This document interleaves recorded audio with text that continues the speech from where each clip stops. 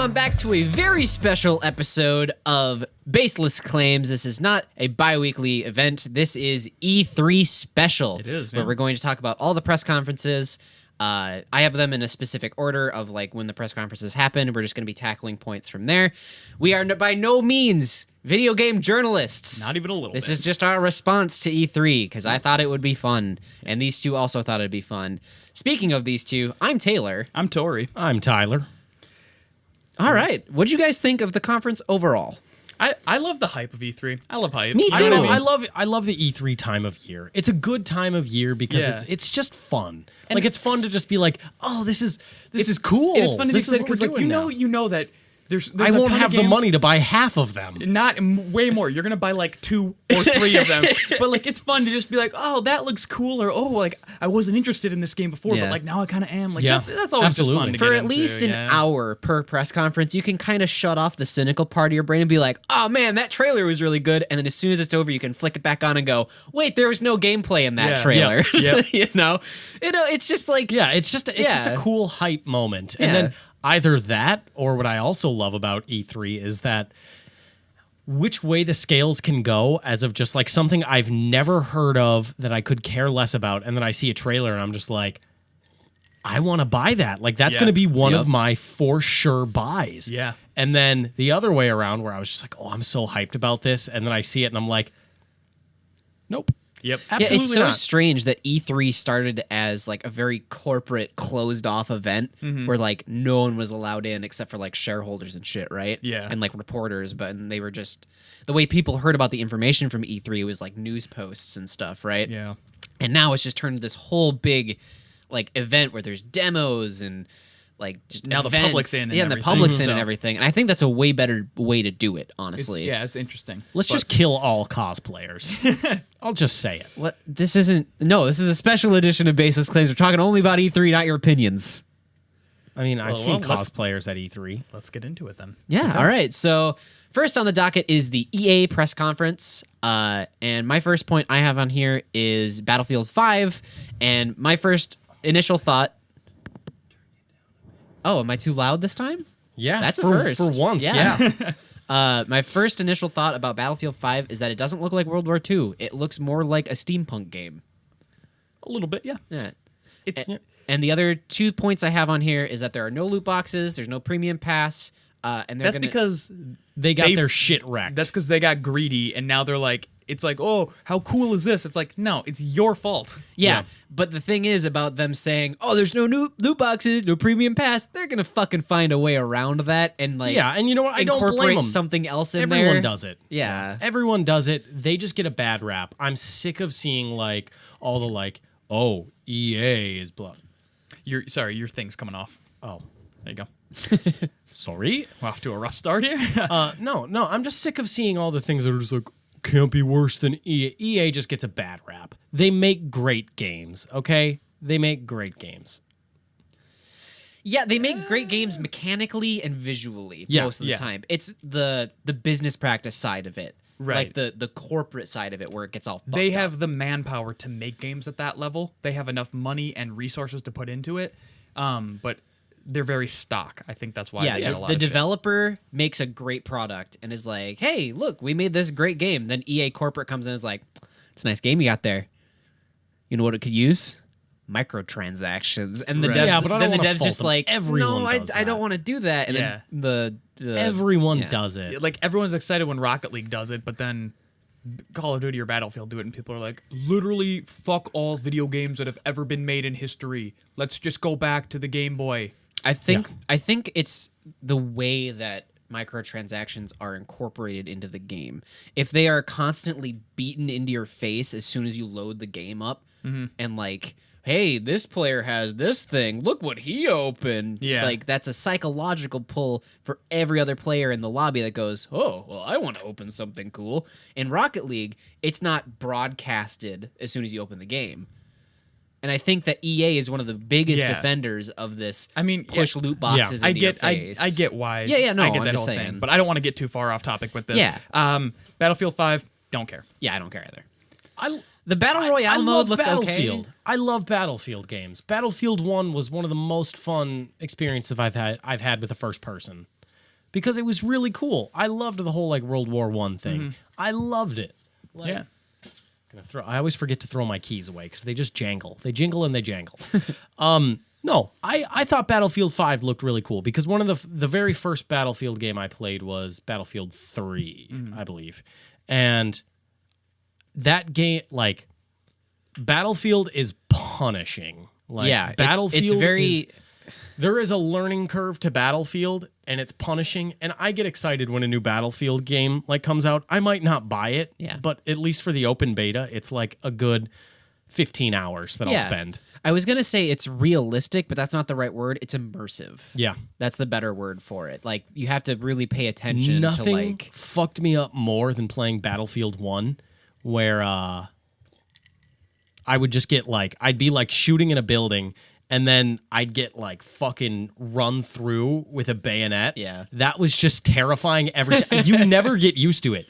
You never get used to like this cinematic thing of someone like standing over you like wild-eyed just stabbing you. Yeah, and it's like their scream is super visceral with it too. But yeah. I was pretty excited about their announcement of a Battle Royale version of Battlefield 5. I personally am okay with Fortnite! Yeah! I love Fortnite. Play Fortnite with your friends. Fortnite is just great fun for everyone. Don't you love Fortnite? I love Fortnite! We'll talk about that a little bit more later, but fuck Fortnite. I do like battle royales. I think they're okay right now. There hasn't been like the definitive battle royale yet, in my opinion. I know there's Fortnite. It's very popular. I don't like the mechanics of it 100%.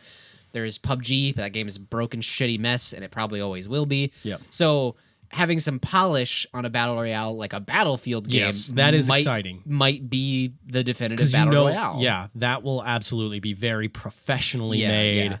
Like, it just depends on like what they try to do. There won't to be make any it different. jank. Yeah, yeah. The thing, I don't really care enough. Oh, okay. We can move on. Move on. Do you have any other points that go along with that on your lists at all? No. Okay. I only made notes about things that I cared about. So Yeah. I wrote down sports games, and then that was the only thing I did about they that. sure are a thing. Moving on. Whoa. So they announced crossplay and like a cloud stream play for EA games, and Steam's already done that, and everyone's starting to copy that. So it looks okay, but I don't really know Anything that's a better bang for your buck for consumers. I think Yeah. is What I'm always a good confused thing. on is during the Sony conference, they talked about like Game Plus with God New of Game War. Plus. I don't know what New Game Plus. I don't know what that is either. Like they I seemed don't know. really And excited. we're PlayStation people, so Yeah, no, I had no clue what they were talking about. I was wondering if that's kind of what it is, like if it's like a cloud streaming service or So like what if they you can announced, share it. Yeah, what they announced at EA was that there will be console quality graphics, and I say that with air quotes because I don't believe that claim at all for any device that can run this specific cloud stream service. like a phone or Yeah, so Okay. like if you're playing Madden on your PS4 and then someo's like, "Hey, we need you down at the station for whatever fucking reason," you can be like, "All right," and then shut Are it you off. are you on trial for murder? I don't know. Is that your default? So then you can pick up your phone and just continue to play Madden, or like pick up your something and just continue to play Okay, Madden. I don't buy that for 1 second. Yeah, me neither. Because PlayStation already has that streaming So service, does- not to other so does devices. Steam, yeah. Yeah, but like just on like, oh, play classic games with their original quality. They fucking blow. Yeah. Like every 4 seconds you get like a hitch in the game. That's gross. yeah. Another really quick point I had was Madden is coming back to PC. That's cool. That hasn't happened for a couple of years, and it'll just be interesting to have Madden back on PC for those who want it. Another thing, Premier service for Origin. To me, the way they marketed it sounded like a true Netflix for games, but I'm skeptical about that because it's EA, and I know that's kind of shitty to just, blanket a whole service like that just because it's EA. But the way they described it was for a subscription per month or year or whatever, you just have access to like 1,000 games that you can just play whenever. That's the way they marketed it. I don't know if that's exactly what it is because it's not out yet. Right. But if that's truly what it is, That'd be cool. Yeah. that would It'd be be very really, cool. really good, especially for consumers because that is like the Netflix of games. right. Imagine like, you want to play the newest, best games, sign up for that service, $20 a month instead of 60, 120, if you wanted to get 2 games a month and everything. Right. I just doubt that they'll have new releases on it. Yeah. I They feel like talked it'll about- be they talked the Netflix about- thing where it's just like, yeah, you'll have a new movie on it. Like we might sometimes give you like, Avengers Civil War, but Most of the time, you're gonna look through and be like, I don't want to watch anything Yeah, on here right and now. the way another thing that they marketed was that new games get to this service first. So what that might mean is that they might launch the game separately from the service for a while, and then when it does get onto the service, people who are subscribed to that service are the first ones to have that in that kind of a service bracket, I guess. I'm not really sure exactly like what that early means. sign on, early Something like access. that. I'm not 100% Like if you're sure. an early adapter. Yeah. I'm sure a lot more information will come out about that later, but again, this is just, speculating and talking about it and just getting initial thoughts out. Right. Excuse me. Next point is they teased this by talking to some guy in the crowd, but there's a story-driven Star Wars game coming out, and that seems kind of interesting because we haven't had one of those in fucking years. Yep. Jedi: The Fallen Order. Yeah, something like that. And it sounds just based on concept. Just look at Tyler's face there. He's orgasming. Yep. It's by the people who made Titanfall. Oh, really? Yeah. I did not know that. Yep. That's pretty cool. Never played Titanfall, but I don't care anything that's got Star Wars attached to it, like the Star Wars name. I'm a fucking sucker. Yeah. I will buy that shit. Like that whole boycott Battlefront 2 thing, I didn't give a fuck. I was just like, it says Star Wars, I am buying it. Yep. Speaking of Star Wars, Battlefront 2 is going into the Clone Wars. They're going to be adding Clone Wars content. That's pretty cool. And they're adding a bunch of new heroes from the stuff and everything. I probably still won't play it because it's just not my thing. I mean, it is because it's a first-person shooter, competitive online, but I've played it a bit and I was just kind of like, man, it's not for me because I'm just so attached to the old Battlefront. The next point I have is I wrote it down as Yarn Boy, but it's actually Unravel 2. Yep. That just looks like a nice, peaceful puzzle platformer, something you can just like sit down and complete in like 3 days or so. Yeah, a little bit of like a little Big Planet type feel to it. Yeah. It's cool that they're doing little stuff like that and keeping it going. Then they showed Sea of Solitude. Lots of emotion words. That looked cool. It did look cool, but there wasn't a ton of gameplay, which is why I'm kind of lukewarm about it. To me, the Microsoft conference got like, I can't even keep up with anything you guys are talking about because it was just so This is heavy. EA. Oh, I'm sorry. Oops. Yeah. So in Sea of Solitude, We were on Microsoft now. See, that's another thing is that I just missed it because it was just like I got information overload from that. Yeah. the way they pitched the game, they just used so many emotion buzzwords like the loneliness, the darkness, the happiness, the togetherness. There was nothing really about the game or the mechanics. Yeah. It was all Yeah. about how you're supposed to feel playing this game, and I was kind of turned off about that. But the graphics and the art design looked interesting, to say the least. So I'm going to keep an eye on it, but I'm not super like hyped for it because there's like nothing about it. I think it's cool because like it's for story and people who want to like feel an emotion through a story. Yeah. Which is, I think, typically not the types of games you go for. Not necessarily, no. I like mechanics in games as well. So if you show me a mechanic that I like, then I'm going to be invested in your story. And I know that's not necessarily the case for everybody, and I should probably change that so I can get a bit better better library for games I've played. Then they went into the mobile game I don't care about mobile game stuff at all. esports event, and that was Command and Conquer, which literally couldn't fun care fact less. about this segment.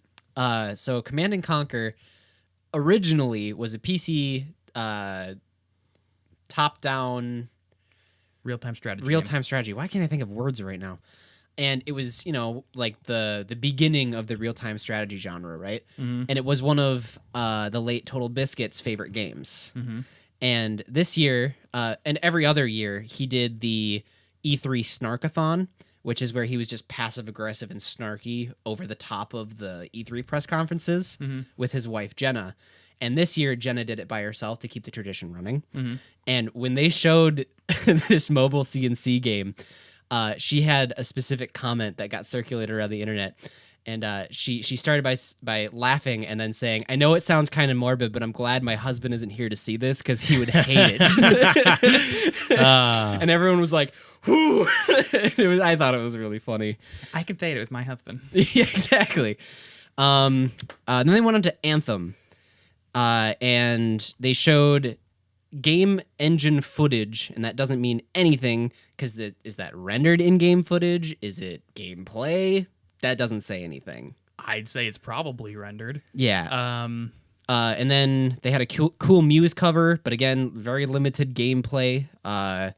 And I have a comment in here that they said was they wanted to add more story for years to come. And I like hearing that because support for games over the years is a good thing, in my opinion. Destiny was awesome. I love that with Destiny. Anthem just looks like Destiny. Yeah. Yeah. And I mean, I loved the Destiny rollout. Their like whole content rollout. Destiny was a fun game because that was the first game I got on PS4. That was a fun game to be able to level up a lot, leave, come back to, and see like, oh, there's so much more to do now. Yeah. Level up some more. Like, I love those style rollout games. Yeah. It keeps you coming back, like, so you can Something you can hop back into. very easily, and Yeah. it's like a fresh experience. It's almost like, oh, cool, I got a new game without paying for a new game. Yeah, because they changed so much, it might as well be a new game. Yeah. Yeah. All right. Do you guys have any points on the EA press conference? Couldn't give a fuck less. No. About EA at all? Not, I mean, interesting. not really I didn't- anything that they talked about. That's fair. No, That's fair. no. It was just kind of like I felt their press conference was the most just kind of like Yep. like just Yeah. very general. Like there wasn't a lot of like this is coming soon. Like it was just Yeah. very it was very much just like a lackluster presentation that a straight D student would give in high school. Just here are games. I feel like their conference was similar to a lot of their games, and where it's like high production value, like these hype trailers are cut really well and everything like that. They've got the lights, they've got all that stuff, but I kind of just still don't. There wasn't a heart to it. No. that you get with something else. I can see that. But I can see that. yeah, let's move on to the next one. All right. We're moving on to the Microsoft Xbox conference. All right, here we go. Yeah? I want to start this one off. Go for it. I think that I think it's fair to say that we're all really, really excited about this one. Forza Horizon 4. Let's hear it, boys. No, I'm actually kind of excited for that one. To be fair, like that was a joke. That's why I wrote it in all caps in my thing. But to be fair, game kind of looks dope. Yeah, I'm just worried that it's gonna just fall flat on its face with what they're trying to. Was that the online one? Yeah, where you Yeah, can just yeah. like it's just like an open world, and everyone that's online or like specific servers with small chunks have everyone playing the game at the same time. And I'm just like, aren't you just describing GTA 5 without the missions? like that's what I'm worried about. Yeah, just running red lights and fucking T-boning other people's Exactly, cars, except yeah. now it's detrimental. Yeah. Like you could just fuck with someone's whole game. Yep. Yeah. So the first point I had, do you mind if I take the points for it. again? Okay. So the first point I had was new Halo seems pretty sick. I've been pretty removed from the Halo franchise for a while, since like 3. The Halo trailers always get me. Yeah. I haven't played a Halo game since Halo 4, and Halo 4 was fantastic, I thought. I think I remember playing the multiplayer in that one and really liking it. I mean, I just Halo knows how to make it great. Just like the story might be totally like lackluster, Yeah. but I think it's the score. I think it's the Yes, score to it's the Halo score. that's just very much like anytime you see a Halo trailer or gameplay or like Yeah. even you're playing it, you're just like, ooh, Yeah, I got just like shivers. just like that fanfare, right? The fanfare when like it's out of focus and then it rack focuses into Master Chief's helmet. It's just like boom, ba-da! Everyone's Yeah. like, ah, you know. Yeah. It's they just just that know how to punch. make a satisfying. Just I don't know if it's nostalgia, but I think it would be at this point. I don't know because I have a Jesus. Sorry, I don't want to jump around conferences too much. Like, but I have a point about nostalgia that is totally the opposite end. So I feel like it might not be nostalgia. I feel like it's just because Halo just gives you a great feeling. Okay. Because I personally think they waited way too fucking long for Kingdom Hearts 3. Yeah. Because I watched that trailer and like I thought I would be like, finally, we're here. But I watched it and I was like, this is so fucking What are you dumb. talking about? I cried. What do you mean? Really? That was Yes. at the Microsoft conference. They were at every fucking conference. Yeah. I Oh yeah, that's right. and every trailer sucked. What are you talking about? They were Kingdom all Hearts- bad. Kingdom I'm Hearts- so hyped for the Kingdom Hearts. Hearts trailer was so fucking god awful. Did you hear the lack of sound effects? It was Yes, just like music yes. and then That was I was think watching that it- was an error because No, the later no, ones had it was music. no, they didn't. Yes, they did. The Sony one did. No, it didn't. No. What? The sound effects, not the music. The sound effects. Oh, and that's okay. what I was watching it. God damn it. I realized again, like, what my biggest issue with Kingdom Hearts games is that there is no sound taking up this dead air during cutscenes. It's like they totally eliminate all sound effects except for footsteps. So like everything happens and there's just nothing to it, and it's so awkward. That's why playing Kingdom Hearts, going back to it, is so awkward. There are no sound effects in that game. I'm really it's so excited fucking for it. awkward. I'll be honest, as someone who's like heard like for years now, just been hearing the hype about Kingdom Hearts and how it's a series. I that couldn't be more disappointed. when I watched the trailer, I was like, this looks so fucking stupid. Yes. Why is it? Why does anyone As like? Why someone- is that a diehard fan base? It looks dumb as shit. You know this about me for the past like 10 years, how much I've like been saying, dude, you got to play Kingdom Hearts. Like, I Yep. know it looks dumb, but you have to. It's so good. I couldn't be more disappointed in watching that. Like, because all it showed was basically Pirates of the Caribbean. Every time they've done a trailer the last fucking 7 years, it's just of one world essentially, and it's so lackluster. Like finally seeing the like it's coming out the beginning of next year, and it's like I don't think I'm buying it because that was so disappointing to see. So what about it did you like? I don't. It's hard to explain, but once I really got invested into the story of Kingdom Hearts, not the Disney shit. No, the trailer. What about the trailer did The you trailer? like? Not about Kingdom Hearts. It's the story. I didn't see It's any the story. There was no story. What are you talking about? Aqua turning around with the yellow eyes and saying that Mickey was too late? Yeah, but then okay. Do you understand what that means? The return No, I of don't. Ansem was cool. Like seeing Ansem was cool, but I was just like, I'm not a weeb, so I think that's the main reason I don't like it. like it was the worst cut trailer at E3 by far. That I'm actually going to agree with you. They could have presented it a lot better. They could have made it way cooler instead of hanging out on static shock shots of them. Static shock. But like hanging out on these static shots of them just like sailing on a pirate ship for like 8 seconds where they're just With off-brand Standing- Jack Sparrow. with just standing there just like Yeah. and then I think they're they try to worried- cut to like a cool new move they've added, and it's like you're not fooling me because I know that's about like 2% of That's the thing. I think they're worried about showing too much, which is why they're showing very, very small amounts at this point. I think They the could've- game's not going to be that good. I don't think so either. Maybe, I think they but waited I'm way excited. too fucking long. It's one of those games at this point, it's almost like a myth where it's like you don't want to meet your heroes because this has been the long-awaited game, and people are going to get it after waiting a decade. So it's got like the Over a decade. So and then they're it's- going to be like, ugh. Yes, I I think kind of wish I just would have been waiting and felt the hype every year still. Yeah. Yeah, No, it's kind I- of got the Half-Life 3 syndrome at this point. except people would be excited about Half-Life 3. It would suck though. People are still excited about Kingdom The Hearts. hype is so much higher than what the game can actually be for Like Half-Life what 3. any game could possibly Yeah. be. Yeah. Same with Kingdom Hearts. So it's just never going to come out No. ever. No, and I think Kingdom Hearts fell way like they waited way too long. Like they had the perfect hype after like 7 years, but then when they waited an additional 7 And years, they went like the announcement that they gave at E3. like in that 2013. No, I mean this year. That date is pushed from when they said it was going to be.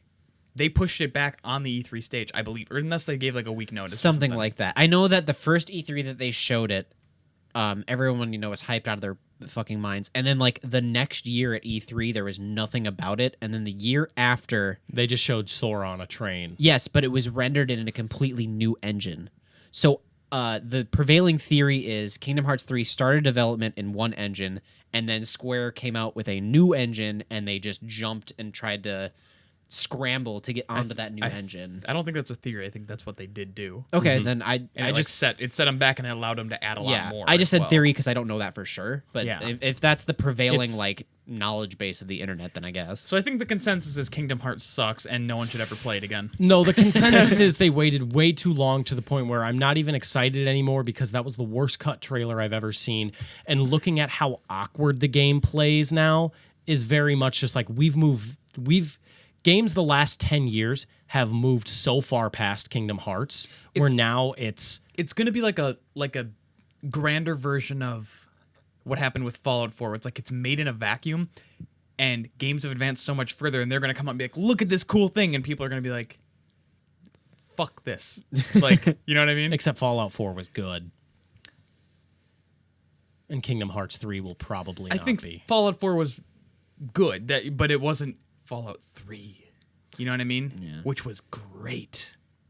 I And don't I'm know. speaking as the voice of the internet. Yeah, I'm looking back at it and I'm thinking that Fallout 4 is easily the best. Like it's great gameplay. That's what they did. They made Fallout. We're so sorry. I feel like I got us really off course with that. No, it's fine. It's Yeah, fine. yeah. But that my comparison is just like it's gonna come out and just be okay, and it can't do that. Mechanically, Kingdom Hearts 3 cannot just be okay. mechanically, I think that you have a point, and that it might be very lackluster mechanically, and just kind of like 100 goofies parachute onto an island with keyblades. Sora, wow. Oh gosh! like mechanically it might be lackluster, and I'm willing to concede that. Like no game is perfect at launch or like has the Yeah, right. No, you played hold Breath of the on. Wild? I'm saying Game of the year 2017, baby. Let's go. no game is perfect Sorry, mechanically upon reveal, I guess, is what I'm trying to say. I don't know. I'm fucking my words up. Have you seen But The Legend of Zelda Breath but of the what Wild? I am Game of the year excited 2017. about, Let's what go, I'm- boy. What I'm really excited about Kingdom Hearts 3 is the resolution of the story. That's what's got me so hyped. Is like At the this whole point, I could care Fuck less. that story. I don't know Really? anything At about this Kingdom point- Hearts. You don't want to know what Honestly, happens with the I've waited so long now to the point where I could give a fuck less. Like, you're going to enjoy your own theory better. yeah. Anyway, They gave me too much time to stoop on it. All right. Anyway, moving on Steep. to more points because Yep. we've spent way too much time on Kingdom Hearts. way too much time. One thing that a lot of these press conferences do is they brag about exclusives. And I personally believe that exclusives are not good for consumers. And I wish that exclusives were not a thing anymore. That's just because you don't have a PS4, which means you don't get the good exclusives. Yeah, that's what I'm trying God to of War, say. baby. Detroit Become Human. Watch our spoiler cast. Yeah. I agree with you though. I think Oh. No, I completely agree. While I have very much reaped the benefits of exclusives, Uncharted, Detroit Become Human, God of War, Yep. I feel like exclusives are so just detrimental to because it forces the consumer to It makes Cross- a divide. Yes, it makes a divide. But I wanna argue this point because I think exclusives better the industry as a whole and better because it betters competition because then it Well, makes you not- want to be like, I I don't- want to buy a PlayStation because I don't get to play Uncharted. I don't mean competition in terms of sales. I mean this can make gives the better this, game? Well, this gives a team like what are we developing for? PS4. We get to we are gonna figure out how to use every piece of the architecture of the PS4, and we are going to use it to its full capacity, and we are going to make a game that should not be able to play on console, and it's going to look incredible, it's going to play incredible, it's going to have zero hitches, that kind of stuff. It allows them to we have all this power now, we can take control of the PS4 because we are a first-party developer, we are Sony Santa Monica or Naughty Dog, and we can like that. push the boundaries of what these can be. I think my biggest gripe with exclusives aren't game exclusives, are more package exclusives. Like when you pre-order this for the Xbox One, you get this exclusive bonus added on. Yeah. That I can is- see that. That's the more bonus or exclusive things that I'm not about, because then you get different things with each product. So it's it's forcing people to then buy from a third party seller on Craigslist who just want, because there's no point in buying Yeah, both of them. I also just don't like pre-order bonuses in general either. I don't like pre-ordering at all. No. I think pre-order bonuses are kind of like, they're stupid because it's barring you from like, if you just were to like, oh wow, like I saw great reviews of the game and like I played it at a friend's and I really liked it and I want to buy it. It's like, great, well now I can never get that mission because True. I won't have it.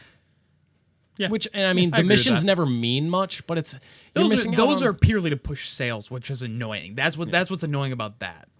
I think. You know what I mean? Because it's not a creative thing. It's not pushing the industry. It's just purely like a get it on Xbox Yeah. and get this bullshit.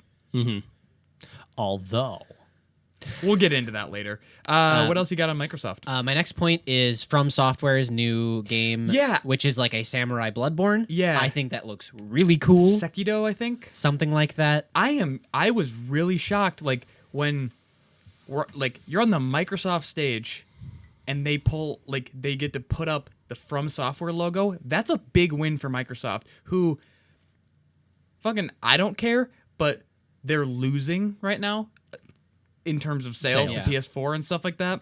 And they don't have the exclusives, and they're not coming out with these big heavy-hitting games the way that God of War and Detroit and all those kinds because of who games could are give a hitting. fuck about Gears of War? Yeah. That's what I'm saying. Like Halo, but like even that's getting tired at this point.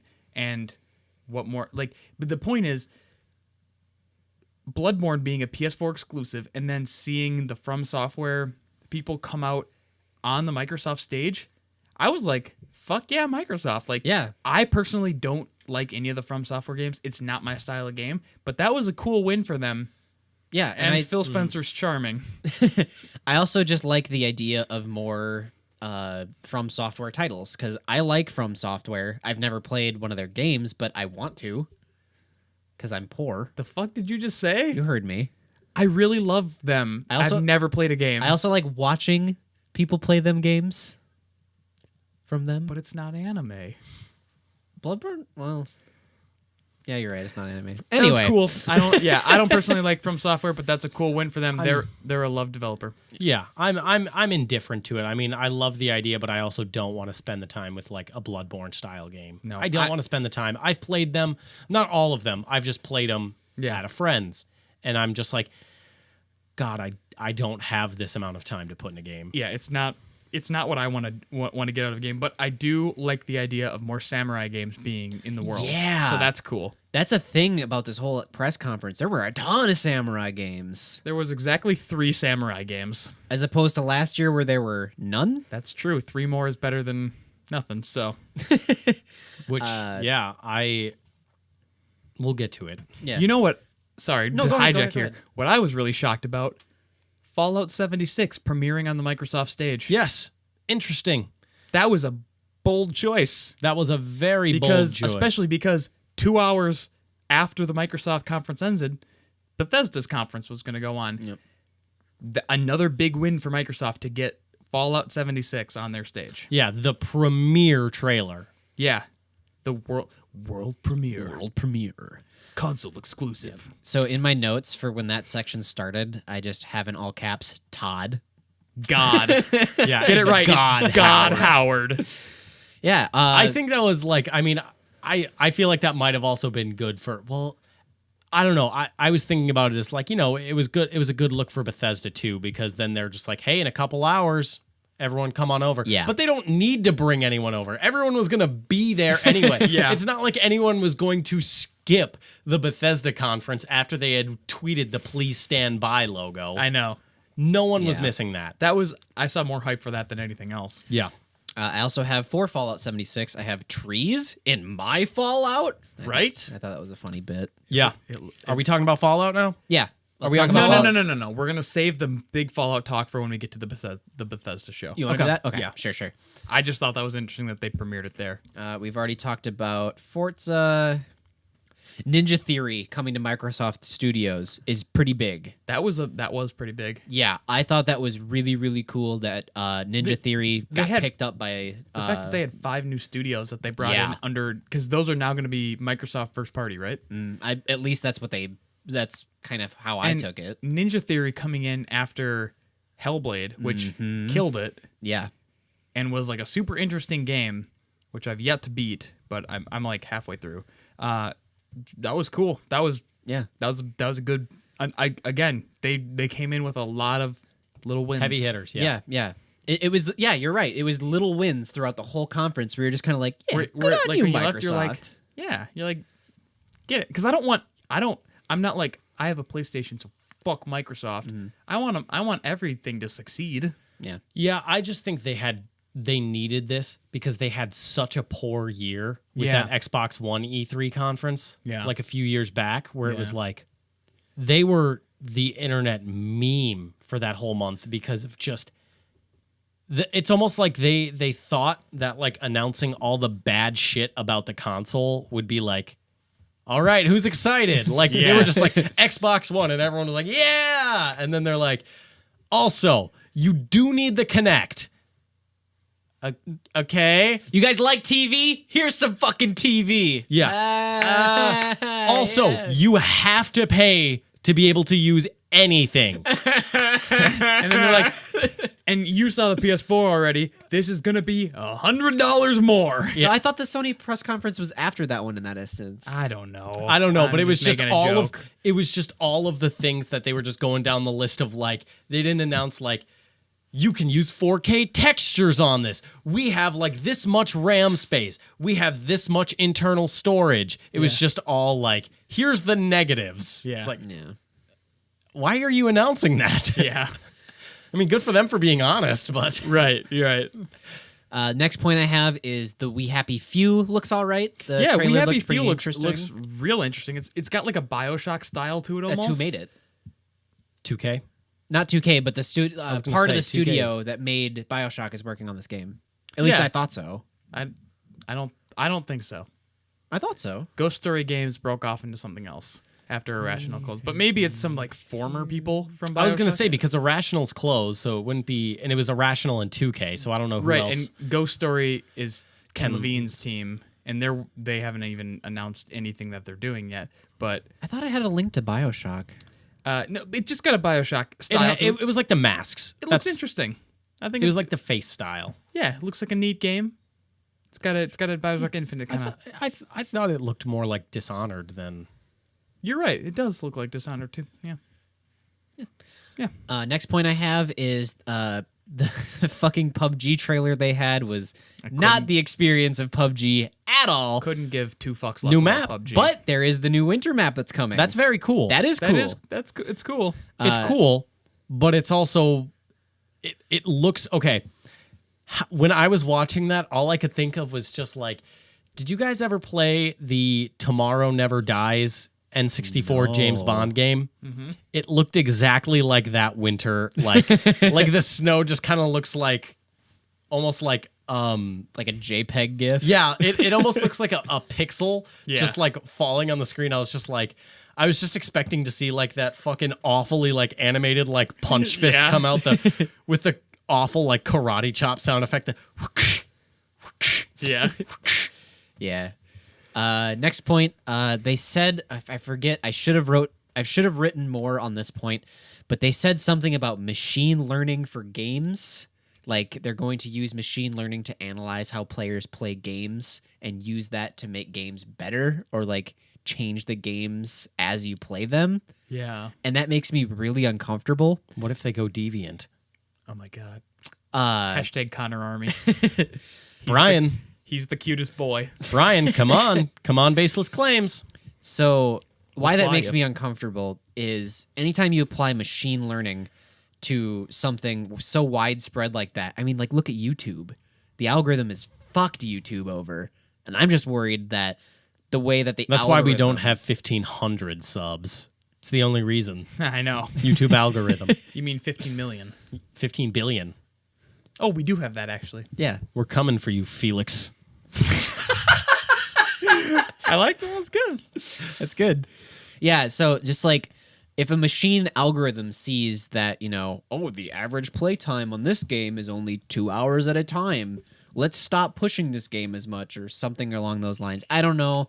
It just makes me really uncomfortable It as a seems concept. bad for innovation. I think. Yes. Yeah. Yes. That's what I don't like about it. Yeah. Next point is Cuphead DLC in 2019. That's Couldn't pretty give a cool. fuck Couldn't less. give a fuck less. Really? Okay. I played the first 3 bosses of Cuphead. Fucking hate that style of game. It's Well, understandable. I don't That- like and games it's that are just like hard for the sake of it. I feel like the only reason Cuphead was so hyped up was just like it's a standard fucking gameplay model, but like, look, it's all hand animated. It is really cool. Yeah, that's great, but like, I could give a fuck less That's if you fine. hand animated it. That's fine. Yeah, I your really- craft is unbelievable, but at the same time, like all it is like everyone wants to shove that in your face. Like, no, that's why Cuphead is the best game ever. It's all hand animated. CGI is bad in movies. Yeah. Yeah. I agree. Yeah, like, sure, looked cool. You mimic the style, whatever. I don't like that style of game. Couldn't give a fuck less about Cuphead. It's a standard. Sorry, like, Well, no. I'm just excited about it, and you're allowed to not be excited about it, like the whole Kingdom Hearts bit.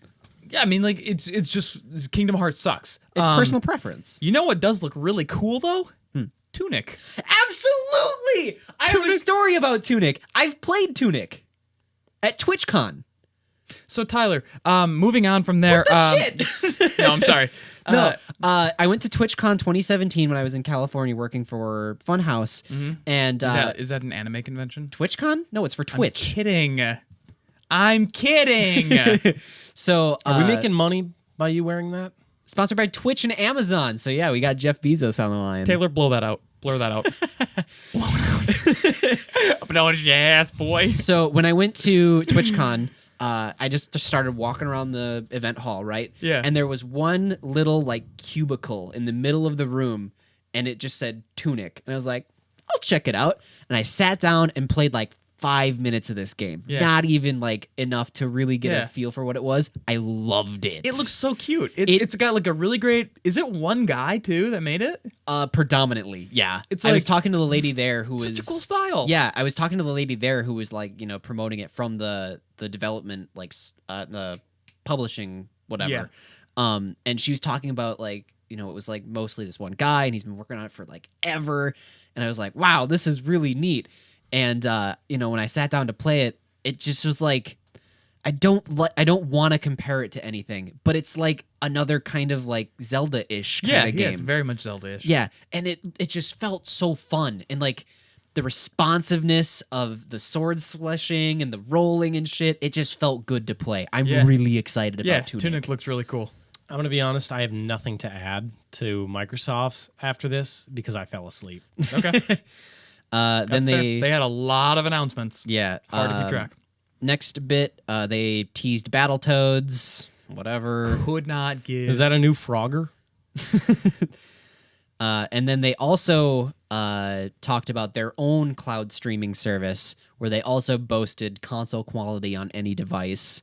Not sure about that. I don't remember that. I'll believe it I when at I least see didn't it. make a note on it. I Yeah, mean, they talked about Game Pass a lot, Yeah, but and- Game Pass is cool. Yeah, Game Pass is cool. They talked about it during that segment about being able to stream it on any device. Was that like we plan to do this in the future? Or we something hope like to? that? Oh, okay. Yeah, Yeah, Like that- it isn't here yet, but they're working on it. Right. What about? I thought this looked like a Tay-ass game. Jump Force anime fighting game. That's what I wrote down. It has Naruto and One Piece. Fuck, and, I'd pay and to then play that. and then they ended it by like showing the date that it comes out, and then it cut back to it, and it had Ryuk and Light from Death Note. Gonna be honest, don't give a shit. Really? Yeah, no, I don't care. All right, cool. Moving on. It's just like I'm not a huge fan of fighting games aside from Smash. So Should have brought another. so when I see new fighting games debuted, I'm like, hey, good for the fighting game people. You had nothing to contribute. I have nothing to contribute. I'll get you another beer. Thanks, man. All right, cool. It's in the back of the fridge. It's the Marigold. Are you sure you don't want to be here for when we talk about CD Projekt Red's new game? Well, we'll talk about other stuff. So I think so. Yeah, Tunic looks like that. It's like something about the art style has like this special look to it. You know what I Yeah. mean? It's got, and it's called Tunic. Like right off the bat, Link, it looks so like, good. Link wears a tunic. It's got like this. Yep. It's like cute and like soft light, but like it's. I would assume It looks like it's gonna be brutal I would too, like in difficulty at some points. That's what bugs. I hope there's an easier version of it. Yeah. But yeah, I'm excited for that. I think it looks Yeah. I think it looks cool. I just And think the other thing about it's Tunic that exciting. I thought was really neat, and actually the lady talked to me about this at TwitchCon. Thank you. Your drink, Saya. You know Make sure you pour that head right. you know the give that head runes right. that showed up on the screen with like the question mark after it, as if it was like a sentence. Yep. That's a real language that the guy developed. Really? Yeah, so you can decipher that. It's not just fucking random symbols. That's cool. Yeah, and like the Tunic subreddit. Thank you, sir. It's a good head. The Tunic subreddit has been hard at good work head. trying to like decipher it and everything. I haven't Yeah. checked in for a while, but I'm really excited about Tunic. Yeah, it's gonna be cool. Yeah. Now, So now that Tyler is back, Tori, give me while that was going on, totally just shift the camera away from Tay and just get a close up on that pour. oh we're shooting in 4K. I want to fair. see some 4K beauty. yeah, yeah. Put it slow mo. All right. yeah, oh yeah, because that's what I'm doing. Next and last point that I have on Microsoft's conference: CD Projekt Red's new game, Cyberpunk 2077. Looks like shit. looks brutal as hell. I'm gonna Looks take this fucking from you. dumb.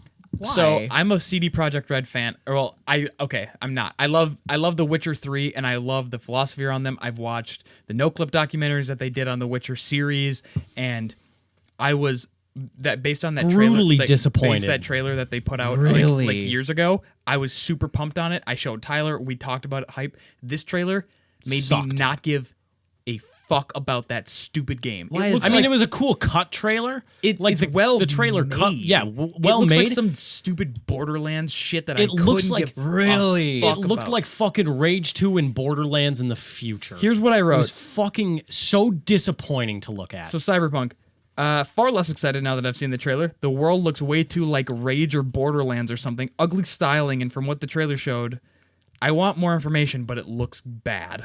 really? I could give Yeah. a fuck because the first trailer looked so noir. Yeah. Like it was very moody. Yeah, It was, and now we just this got was like just like cool Johnny Handsome doing yeah, some cool we're just, shit with his oh, fucking look car. at us, we're fucking speeding, and now we're shooting a machine gun, and now there's robots, and we're shooting. And believe me, I do not want to feel this way. Yeah. I was super let down. So what I'm confused about Looked like GTA in the future.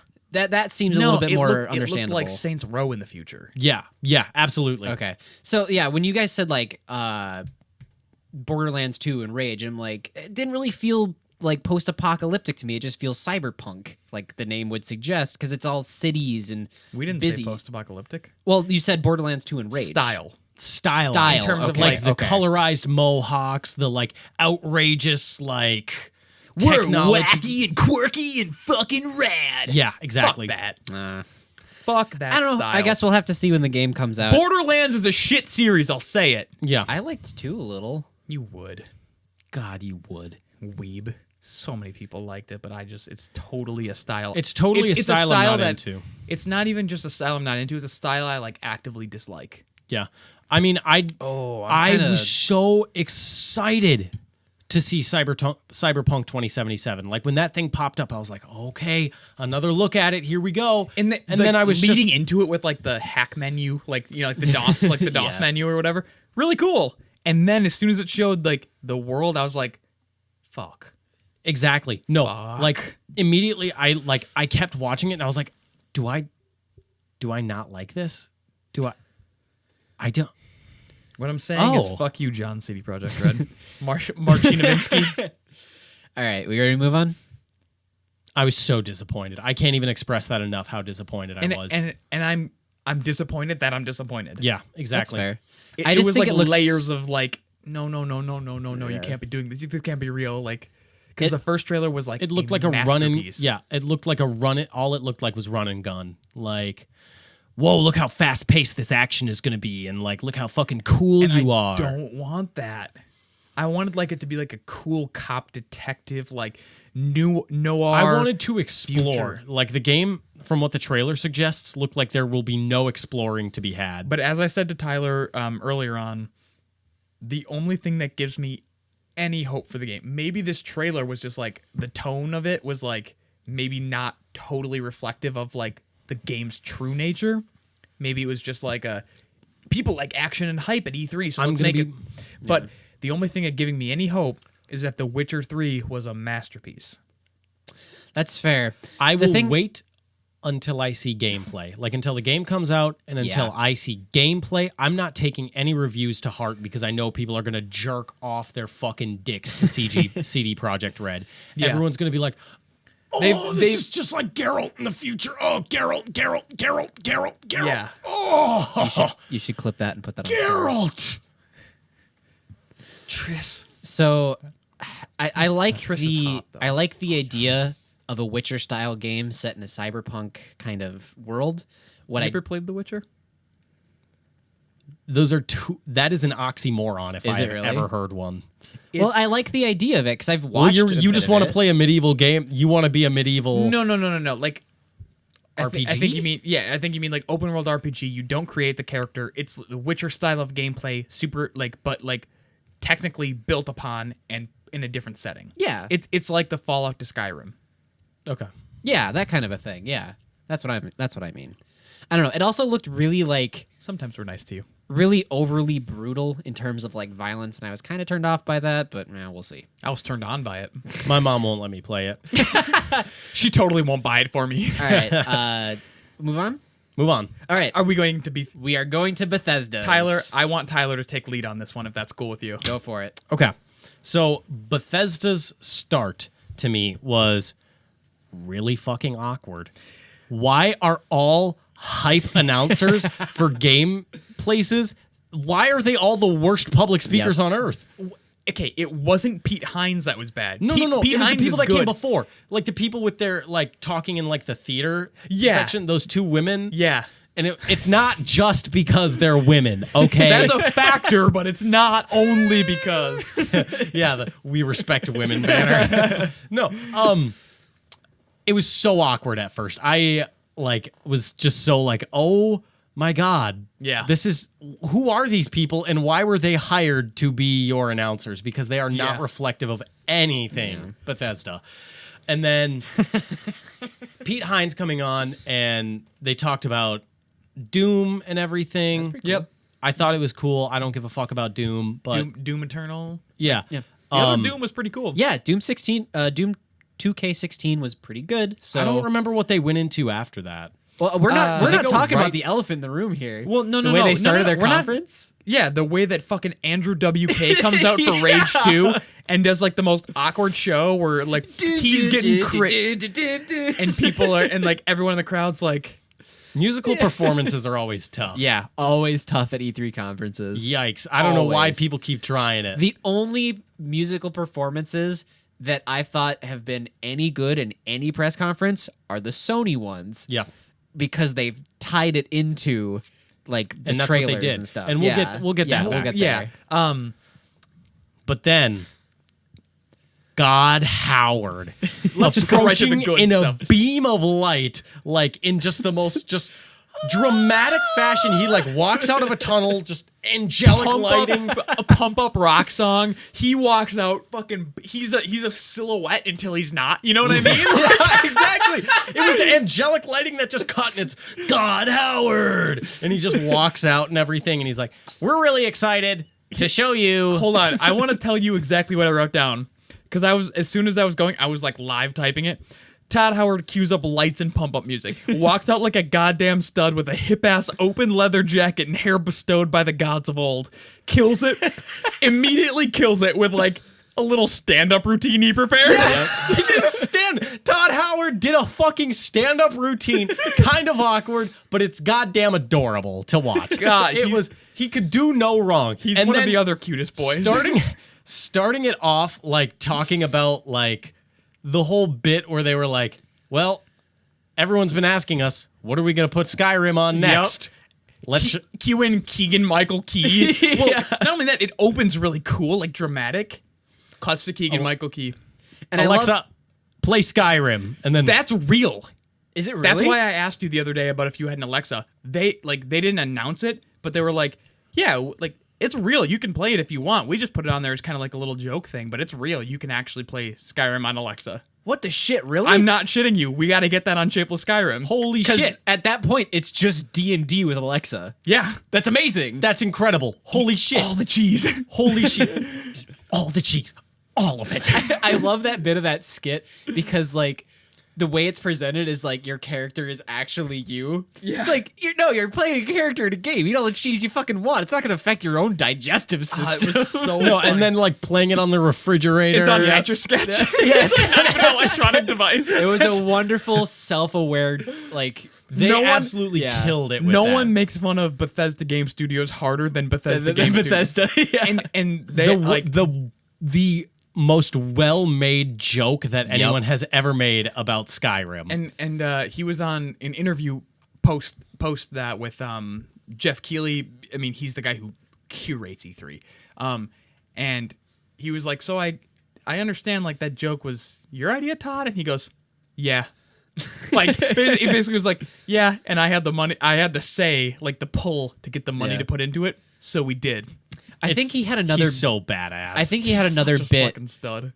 Where like he offhandedly mentioned in his like little stand-up routine is like, some people say that our games are broken sometimes. That's okay, and like he just kind of casually moved on past I've it. personally never seen him, but yeah, like, Yeah, just like I've heard our games have bugs. Just- like they totally know. And if you watched at all, like, I mean, you watched the No Clip documentary on the history of Bethesda, like they're painfully aware of their bugs. yeah. But their games are so big, like you can't find all the bugs. No, you just can't. exactly. And they talked about how many, like a combined like 400 hours they put in playing every individual thing in the game to try and find all of them. But then they just don't have the time or the money to put into finding all of them because they can get them later. It's never game breaking. It's just funny shit sometimes. Yeah. Except when for it's the Dawn fucking Guard. Dawn Guard. Yeah. But then Watch our that show. whole thing was genius, and then he just talks instantly into now let's get to why we're all here.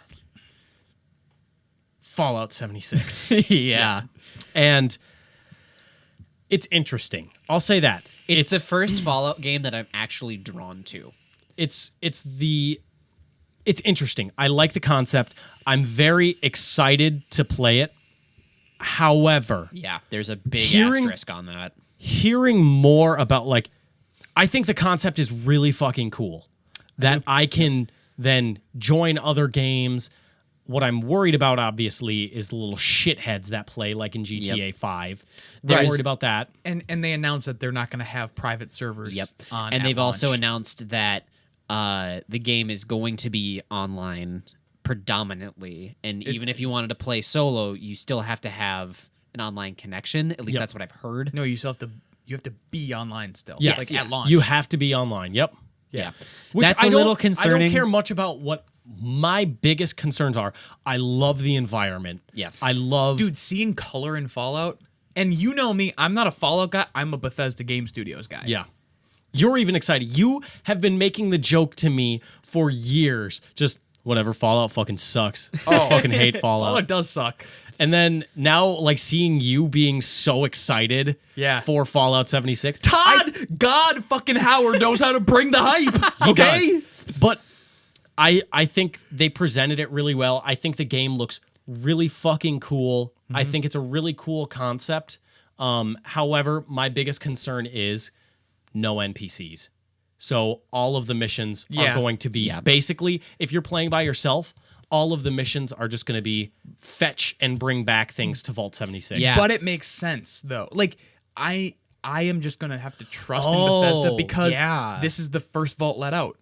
Yeah, So that actually there's no makes one sense. else there. Yeah, I know. I didn't think it about makes that. sense, Right, and but it's just yeah. all going to be fetch and it's all going to be fetch quests. Or But I at think- least they might do something with that because of that worry. The thing I'm thinking of is like, in my opinion, Fallout 76 is their test game. yeah. This is their game where they're like, we know Fallout's going to sell. We know we're not going to take a loss on this. So let's test out all the things for the future games we want to make. Let's test out these features we want to add to Starfield. Let's test out these features they want to add to Yeah, Elder I Scrolls think 6. Good point. I think it's really awesome, and I know that like all of the other games that they're doing will be solo RPG players, and this is very much a test for them to be like, okay, what are we doing here? Like, Right. what are new mechanics that we want to try out? And I think Fallout's a great way to do it, and I think they incorporated it into the story really, really well, and I'm super excited for it. It's just the no NPC things really gets to me because to me, that's where Fallout comes from, is the interactions with the NPCs and like the different people around the world. Yeah, I can't speak too much to Fallout, but in Bethesda games, studios, Exactly, like, that's exactly. What it, that's Can what you it imagine typically is. Skyrim without NPCs? No, and that's where I was kind of like, that worries me. But I love the exploring. They have such goodwill with me, and like, of course, like, The map size. map size is gonna be huge. It's great to see color. I was expecting, because it was so short after the Fallout settled, that it was gonna be like, almost like, in my mind, it was gonna be like volcanic almost still. Like, it was gonna be like the creation of the earth. Like, it was gonna be crazy. And this is by far the most alive Fallout we've ever seen. Yeah. Which is really cool. West Virginia, sure. I don't give a fuck where it is. Like, setting doesn't usually. They can make anything. Did you lose your Sauron? Yeah, I did. Where'd it go? You better find that shit. I know. I'm itching. Oh, Tori, I see it. It's under. Oh, I got it. I'm just like, I'm intrigued. I think Bethesda has so much goodwill with me Yeah. that, I mean, I've said it before. I am in their pocket and I pay them. Yeah. Yeah, absolutely. You know what I mean? So again, like they sold it really well with all of the like Vault Tech informational videos that they put Those out were with good. it. Those so are always well made. those are always really well made, and those are at the beginning of Fallout 4. Like when you boot up the game, sometimes you'll get like a special video where it describes one of the special attributes, and they're so just fun. Like they do that style really well, and I'm excited to see a Fallout prequel. Like what is the world prior to? Because and I'm excited that everyone you interact with is another person. Like I'm very excited. I just hope they support voice chat. I would say I'm more Proximity based. I'm excited that would for be cool. I'm excited for the idea, because I know that the base building got a lot of shit. I liked the base building in Fallout 4. And that they were just like doubling down on it. Well, Yeah. not only that, like Build anyway. they're like, you can do this. Like you can now build anywhere. We've obviously they obviously heard everything and they improved. It's not like people are, oh, I hated that part of it. They obviously improved on it. Like, are you fucking dumb? Well, Like, I mean, it didn't even it wasn't broken. Like, sure, it was a little bit hard getting all the lines it was and a little everything. janky, yeah, But at the same time, like, I mean, that was not the core gameplay of 4 you anyway. didn't have to You do it didn't- except for one small mission where you had to build one thing or whatever the fuck. And you could have just built a template house. That's all you needed to do. Yeah, but I'm excited for that. I think this is, when I was watching this, I was seeing this game as like, I'm not typically an online player, but this was something that like immediately I was like, I want to hop into this with Tyler. I want to build like my thing and then his thing, and then we'll have like A base. You build a base We'll and have you like team bases up. like near each other, and like we'll build like a community around And, it, and we'll go out and like, oh, we need to go very get resources. Let's strongly- go fuck some stuff up. You know, something very like that. strongly based on the heist quests from GTA 5, it seems. Very strongly based around that, which I'm very excited about, that you can hop into the universe and you are with other people and you are exploring the wasteland with other people and gathering resources and building the world together. I'm really excited about that, and I'm really excited to see all the new kind of like creatures they bring in. The only way I think they could really go wrong is if they lose the Bethesda touch of the lore building, That's what I think is going to be really feeling of hard about Fallout 76. Right, How are they going to build lore with no NPCs? Environmental clues, environmental clues yeah. and stuff. And I'm just hoping that, like, as long as I don't know how they're gonna do it, they might do it in like a weird way that we've never seen before. But Bethesda games, to me, even back to when I was playing Morrowind on the original Xbox, is they have a feeling of being greater than what you see. No, I'm not anxious about it because I know they make great games regardless, and I know I'll have a great time playing it. Right. And I might not play it as much as I've played other Fallout games. Yeah. However, it's a really cool concept. It's different. I'll give them that. It's Yeah. wildly different, and I'm really excited to see what they'll do And you got to with this think, like, online not game. only is their team now developed, they're not just the Rockville, Maryland team anymore. They're Rockville, they're Montreal, and they are Texas. Like, they have 3 Bethesda game studios now that are all still under Todd's leadership, of course, God.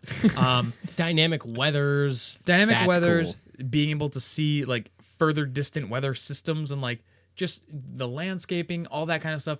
That's really, really cool. And you got to think as the team grows and as the team that's been there has been working on Fallout and Elder Scrolls for their entire careers, essentially, 20 years or whatever. Watch the No Clip Doc, and also Danny Hire Me. There's got to be a point where they're like, I want to challenge myself. Like, of course they push themselves every game, but there's something you got to think that they're like, I want to try something that I've never tried before, and they're gonna do it like any smart financial studio would do, and they're going to do it in something that they know is going to sell well regardless, and that's going to be Fallout. And I don't know that it's a testing thing, but it seems like that way. Yeah. And the last point I have about Fallout, because I mean it looks cool, that's just it. I'm going to buy it. The dynamic map where you can nuke a portion of it. That seemed like it could get fucked up real quick. Yeah. It does seem like it could get fucked up real quick, but then how the landscape changes that area, that's fucking cool. The thing that I don't like is I loved how the Fallout world looked, because my biggest issue with Fallout has always been that it's like literally the ugliest shit I've ever seen in my life. And the world looked really, really pretty. And then when they showed the nuke, and it looked like shit afterwards. And I was like, if some fucker ruins my map because they have to fucking launch that bitch-ass nuke, and it looks like that for the rest of the game. What I love is that you level regardless. You level solo, you level multiplayer, you level in any server. Yeah, I do some Everything shit. I hop into transfers- your game. We're good to go. Yeah, it's just like GTA 5, and I loved that. Yep. I think that was the best feature GTA 5 had. Yep. So that to me was like the big selling point. Yeah. Was it's not a separate character then. And not to mention Bethesda Game Studios, not the Bethesda publisher, always killing it with that announcement to release date window. Yes. They're like November 14th. It's here in a few months. Yep. Grab it. It's a Fallout 4 again. And I think that's kind of Todd's thing. That being said, there were some other announcements that are a ways off, but they were announcements, but it was kind of just like, This is what we're working on. like you already knew. But now we're it was literally just the confirming what we're doing. Yeah. It seemed kind of like a, hey, Walmart Canada, we'll take this one. Yeah. Like, I'm not joking. Like, I think they want leaks are gonna happen, and I think at this point they were like, fans have already found out that Bethesda publishers bought the Starfield IP, whatever, like not bought it, but like trademarked it a couple years ago, and like, let's just say it and Not give you anything about it. Yeah. they gave fucking nothing. Let's get into Starfield. I Yeah, suppose they're just teaser trailers. There's not a lot to talk There's about. literally nothing. I'm in for Literally Starfield. nothing to talk about. It looks all right. I'm in for it. Like based on the They teaser. better have melee combat where I get a fucking lightsaber or something of the sort. So I don't want to spend too much time on those because they are teasers and we are pretty deep into this I want to spend a podcast. lot of time on those. I don't know what you're talking about. Really? Elder Scrolls 6. Elder Scrolls Blades. Let's get into it. Elder Scrolls. No. I have 3 Z's Just after the- Elder Scrolls Blades. Blades. It showed me nothing, but I was still so hyped when he was like, "Oh, before I go," and then just the Yeah. boo boo boo, and I was like, "Holy shit!" Right? I didn't think we'd ever get to this day. I know. And like, he already said he said next gen games. Some people aren't taking that as next gen consoles. Don't be fucking dumb. Like, Those are it's next gen consoles. That's like, PlayStation 5. PlayStation 5, I think, is probably going to get announced at E3 next year. Dude, what if they announce PC2 at next year's conference? That's where you guys fucking suck. Checkmate, PC. We just get better graphics cards. God, playing Skyrim in 100 frames was unbelievable. There were God, I love titties. Yeah, That'll be out at this point, But yeah. what I was confused about was the like. It felt very much like the Skyrim version of the Elder Scrolls music with the like chanting. The There was no chanting in it. I'm pretty sure there was like not like It was like prominent. a very like almost French horny. I thought it was like a chant. French horn. I don't know. It just felt like a chant. Sorry. I'm hoping we get to see a new continent. I'm just if there's one thing I want out of Elder Scrolls 6, it's that Jeremy Soule is back to do the music, but I don't think he will be. Is he dead? I just think Jeremy Soule's kind of a dick, and he owns all the rights to his music, and I think Bethesda doesn't want to work with him again. I have no idea. I've read a lot because I'm obsessed with the Skyrim score. But anyway, I think, I don't know, fucking Hammerfell. I don't know where it is. Maybe a new continent. I don't know. I was thinking maybe Aldmeris. Maybe. Because it seemed very... yeah. Or no, Aldmeris. Is that what it's called? That's the name of the continent. Right. And, you know, Skyrim touched a lot on the Aldmeri Dominion. They really did, which would be like... They had to build out the lore for that for Skyrim, and the way that Bethesda Game Studios works on the Elder Scrolls games is like they're kind of like, well, Skyrim had a lot of lore. Let's jump into Skyrim. Maybe with the new things and like look at Fallout 76. If it's Aldmeris, you heard it here first. Yep, it's not a baseless claim at all. If otherwise it is. I was because it looked very coastal. It looked very sunny. So I'm thinking Southern Hemisphere. But it wasn't overly Coastal. sandy, so you know it's not like Elsewhere. And Yeah, you so know it's not like it. So I'm thinking it's got to be Aldmeris. Yeah, it can't because it can't be anything else. It can't be Somerset. It can't be. The only thing it's either Hammerfell or it's like somewhere else entirely. Yeah. Because but it would be cool, especially looking at Fallout 76, where they're building the biggest world they have. They're building dynamic weathers. They're building all of these things for like, how do we create a way larger world that has way more scope visually and way more changes like in the terrain and all that kind of stuff. Maybe they're going out like all out like, what is this game going to be? It's not just the continent of Skyrim. It's going to be Nirn. Not Nirn. Tamriel. You're playing on Tamriel, or you're playing on Aldmeris. That'd be really cool to almost go back to Skyrim. Wouldn't it? Yeah. Yeah. It's kind of like the way you guys are talking about this and how like We're probably like way over your head with the lore stuff. Well, with the lore stuff, yeah, but the what you just said about what if it's all of them together in one game, kind of sounds like what Pokemon fans are happening with the next Pokemon game, where it's just all the regions of Pokemon all smashed in together. That was Kanto. What? I thought it was the Kanto region. There's Kanto, Sinnoh, Hoenn, Johto. In Let's Go Eevee and Let's Go Pikachu? I don't know. Well, it's Kanto and Let's Go. The next one. Let's Go Pikachu and Let's Go Eevee. I don't understand any of this weeb shit. Aren't core Pokemon games. It's a spin-off, kind of. Oh, okay. Yeah. All right. Let's get into Sony's. I actually have wanna Ubisoft first. Oh, Ubisoft. Okay. Sorry, I want to do Sony though when we get to it. Yeah, sure. We can. I'm just gonna say I thought Sony was the best one. Real quick sidebar before we get back into Ubi. I watched the Devolver Digital press conference, and I think you two should also watch it. I know they're predominantly a PC developer, but the way they do their conferences, it's a total parody and satire of all press conferences. Like they have a bit in their press conference where they're like, loot boxes were the biggest thing last year, and cryptocurrency is the new thing. So we've created Loot Box Coin, and they just go into this whole satirical bit about it, and like they have physical loot box coins that you can buy on their website that do absolutely nothing just to prove their point that people are going to buy them just because they exist. It's a funny press conference. It's a bold move, Cotton. Let's see if it pays off. Yeah, it's a funny press conference that's pre-recorded, but you know, if you guys have the time, it's like 20 minutes. All right, let's get into let's get back into Ubisoft. Ubi. Beyond Good and Evil 2 looks real cool. Couldn't give a fuck less. Which one was that? That's the one with the pig guy and the monkey man. Okay. I had something to say about Ubisoft. I think I had a note here. I want to fuck that pig boy. Where was it? The gameplay they showed, before you get into your point, so you can just find it. The gameplay they showed was a scripted sequence. That's something that's always going to happen at these press conferences. So it's not true gameplay, but at least they showed some gameplay. Here's what I had. It was the first thing I wrote down for Ubisoft once I had finished it. I had just written, Ubisoft had so many sequel games that I've never even heard of the original. I think they're just starting at 2 to make hype now.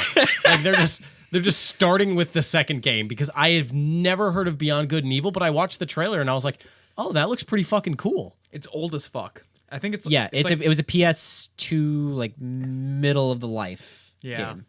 And people loved it. Like that's why they're getting it's like one classic. of those long awaited, like, no one ever thought they'd do it, but now those fans were old enough to like be developers and they're making it. It's like that type of thing. Well, I mean, I thought either way, I said it in a mocking the world way. that it was shown in that trailer looked pretty neat. I mean, any piloting game though, at the same time for me is that what it is? Is it a piloting game? It's kind of a hybrid game. Okay, It's like because an I action loved- adventure game. I with loved piloting. how like the piloting looked. Yeah, Like, it looked neat. that looked really fucking cool. That trailer looked Tyler, really, really good. is it just because it looks like an X-wing? Yeah. that's honestly that's kind of it. Yeah, I get you. I wish we had a modern X-wing game, like a I know there was one. I can't remember if it was for GameCube. Modern X-wing game, Rogue Squadron. Rogue Squadron. Yeah, I wish there was like a modern version of that, like a PS4 console game, like that was just Fuck, all we should play that, piloting. dude. I have it. I have both the Rogue. I have both of those games. I love And Rebel Strike. those games. Anyway, The other thing was, to me, that stuck out at the Ubisoft conference was why do Tom Clancy games always frame it as just like you're the last line of defense. Yeah. You have to save the world. It's like we all know that no one is playing your game for this shit. Yeah. This is people are gonna play the online. Why did you do a story trailer? Yeah. Like no one gives one fuck about the world. I don't even have a note down for the Division 2. Like I just didn't care. and Rainbow Six Siege, they announced like the new season and stuff like that. Six Siege is cool. I like Siege. Siege is fucking cool. Yeah. I love Siege. Yeah, I'm not saying they're No, I'm not Bad. saying they're Yeah, bad. yeah. I'm just saying like why of all things you could have done, why do a story trailer? No one gives one fuck. the thing that weirds me out about like, for instance, I the would have Division- never known it was a Tom Clancy game. right the Division 2, and Anthem and stuff like that when they're doing them, they do like the gameplay things where it's like, here's what it's like with your squad. And they talk like no friends ever Yeah, talk yeah. online. Like fucking me, if me and you were playing GTA, we are talking about some dumb shit, not what's happening in the Yep. game at all. Oh, We're can not you like- sneak behind that bunker and snipe that guy for we're me? we're like, oh, here's the door. I found it. Oh, I didn't see it. It was the big open fucking door. Yeah. Like, The only time What? that I communicate with my teammates in a similar way to what they showed in the Division is when I'm playing a competitive game where you have to communicate like that. Like, oh, there's a guy on B. Let's take a caution on that. You know, no, I don't. I don't know. I don't play competitive games. I fuck women. I'm just kidding. Nice. I'm so sorry. I'm still in the Skyrim 69 mindset, I guess. Yeah. The Ubisoft pirate game, Skull and Bones. Yeah. I wrote down not their first venture of a pirate game, but I'm glad they made it independent instead of attached to a fucking franchise that had Yeah. no business doing that. Assassin's Creed 4 Black Flag fucking sucked. It was maybe the worst game in the series. Nah, 3 was worse. I don't know. I think Black Flag was They because were it had equally bad, maybe. because Assassin's Creed 3 actually was somewhat related to the Assassins, whereas Black Flag was like, I don't know, here's a fucking pirate. so it looks exciting, but I'm worried it's gonna befall the same fate of Sea of Thieves. So Sea of Thieves has a very repetitive kind of loop to the game where it's just kind of like, Do you know get what on Sea it. of Thieves is? No. It's a Microsoft exclusive game, open world pirate game online. I mean, it looked only. cool. Like, I'm glad it's being marketed as like, here's a pirate game. I think it's Like, going to be. I think it's an unfortunate thing that both of those games, because those types of games are in development for years. Yeah, And I think yeah. it's unfortunate that they were like released or not released, but like announced at like similar times, and people were like, "Oh, fucking, they're just doing this shit." Well, I'm not saying like it's unfortunate or that this game looks bad because of Sea of Thieves did it first or anything like that. What I'm worried about is that it's going to befall the same fate as the game. I'm worried about the two. I want everything to succeed. So another thing that kind of piqued my interest about the Sea of Thieves trailer is Skull and Bone. Skull and Bones. Sorry. When they were going through some of like the customizations and like upgrading cannons and shit, Yeah. those little like squares showing the item before you equipped it had colors, and they were blue, green, purple, and orange, which means there's some rarity system in the game, like there is in a lot of games right now with loot boxes. And I'm just worried that they're gonna. No, because I think that's totally a Ubisoft Assassin's Creed Origin thing. Did It's you ever also play? in Origins. Yes. I never played. It's also in Origins. Origins. It's a Ubisoft thing. Yeah, Okay. it's a Ubisoft open world things do that. Okay. Good. Okay, what it is Okay. is essentially it's just how rare are the items that you find. Yeah. There's no loot box to it. It's just entirely like, oh, hey, I found this weapon under the water, so this is a purple, which means very rare. Yeah. So And a lot of God of War did that. okay. And when you add multiplayer aspects to that kind of a system, I'm worried about balancing at that point too, because like, what if you just queue into a player that has all legendary items and they want to fight you? Like, what do, right? You fucking Is there go only down with your ship like a is good there, captain. Is there only co-op, or is there co-op and like if you run into another player, can you just fucking shoot their ship out of the water? I don't know. I thought it looked great. I thought it looked like Yeah, it looks all right. no, not like game like because it looked exactly like Assassin's Creed Black Flag. Like the whole ship customization. I think they. It looked like I think they took literally took the code from that game and used it. Yeah, I Improved mean, on it, but used it. I mean, like visually, I think it looked great. Yeah. Visually, it looked awesome. I saw about half the trailer. I got stopped, but I like pirate stuff. I'm glad it's like not attached to one of my favorite franchises. Finally, Yeah. Next point I have is Starlink. So that looks interesting. I didn't get to see this one. that was the unfortunately. You guys. hype as shit. Where they were just like, because honestly, I'm never gonna play the game.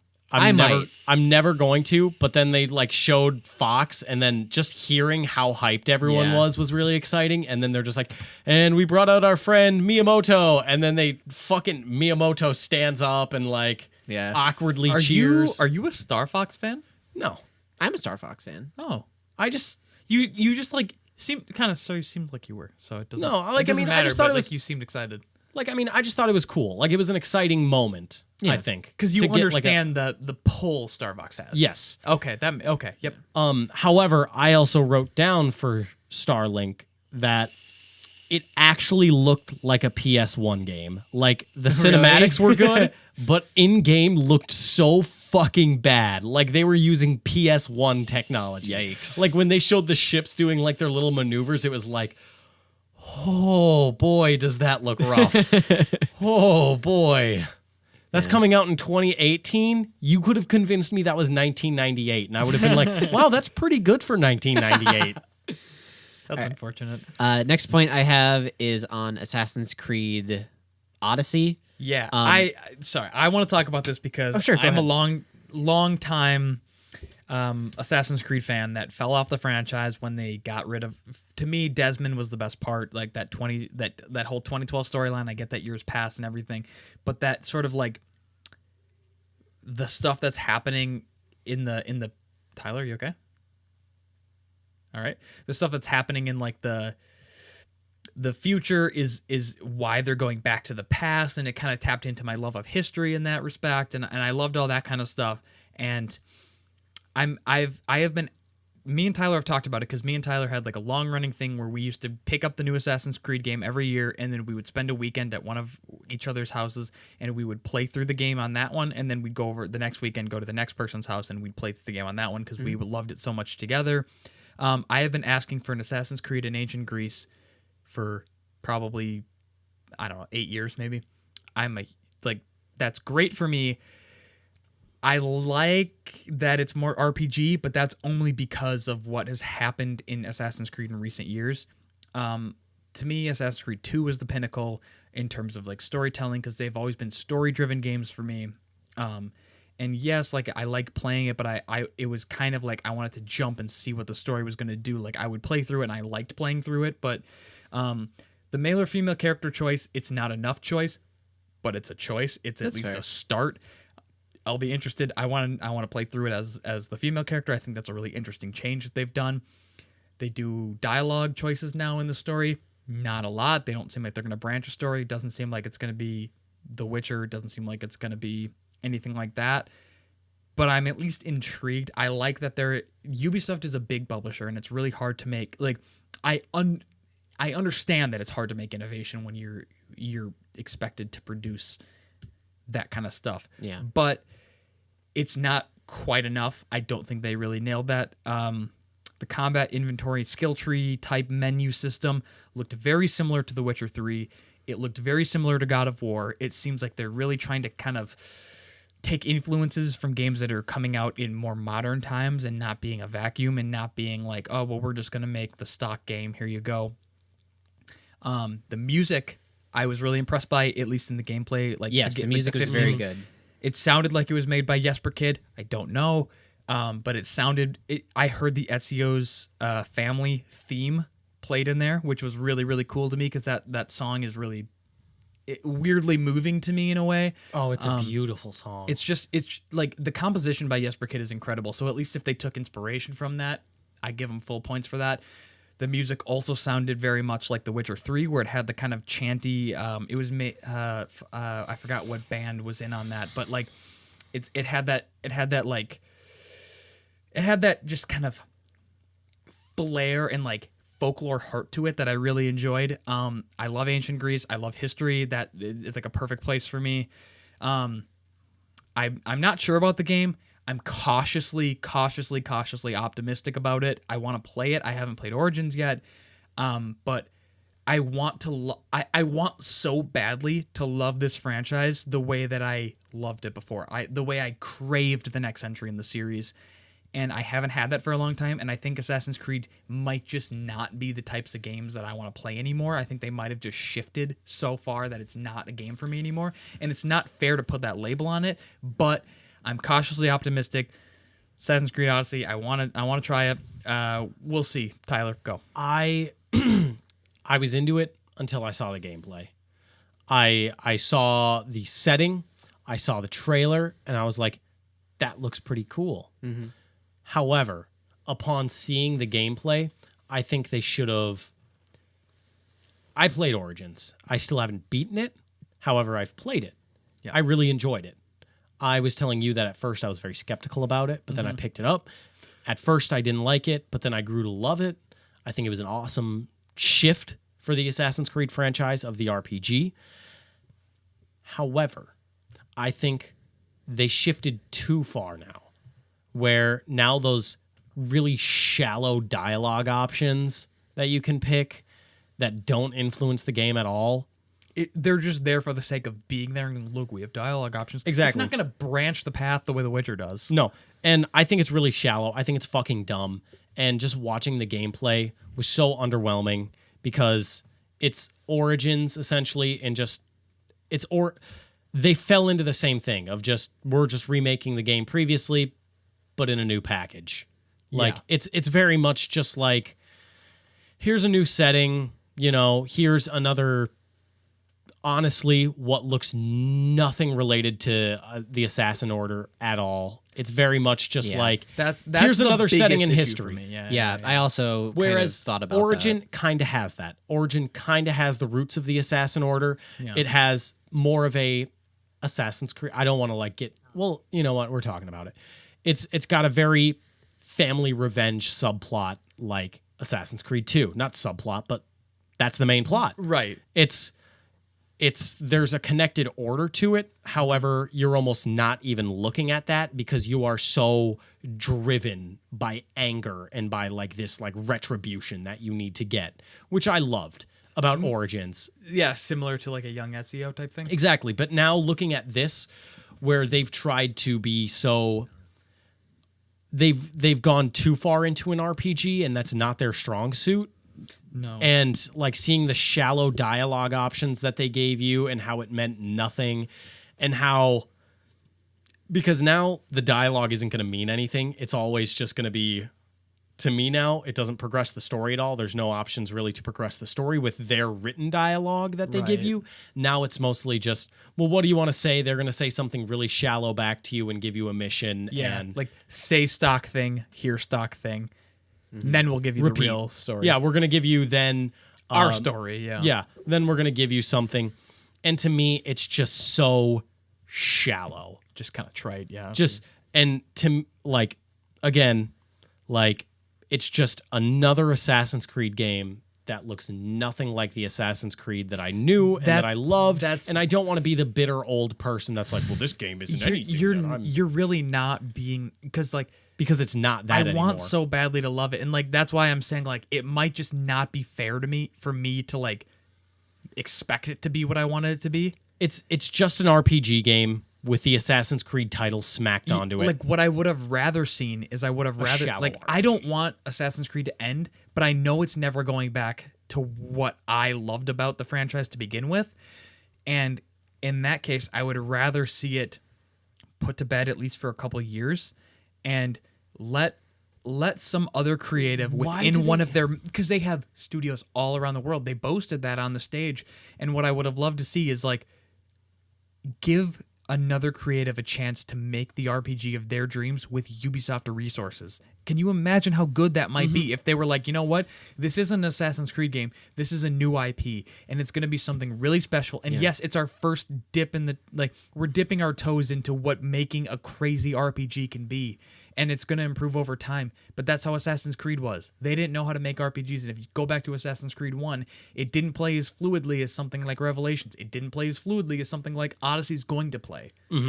But, I mean, my big thing is, why do they need to keep pushing this game out every year?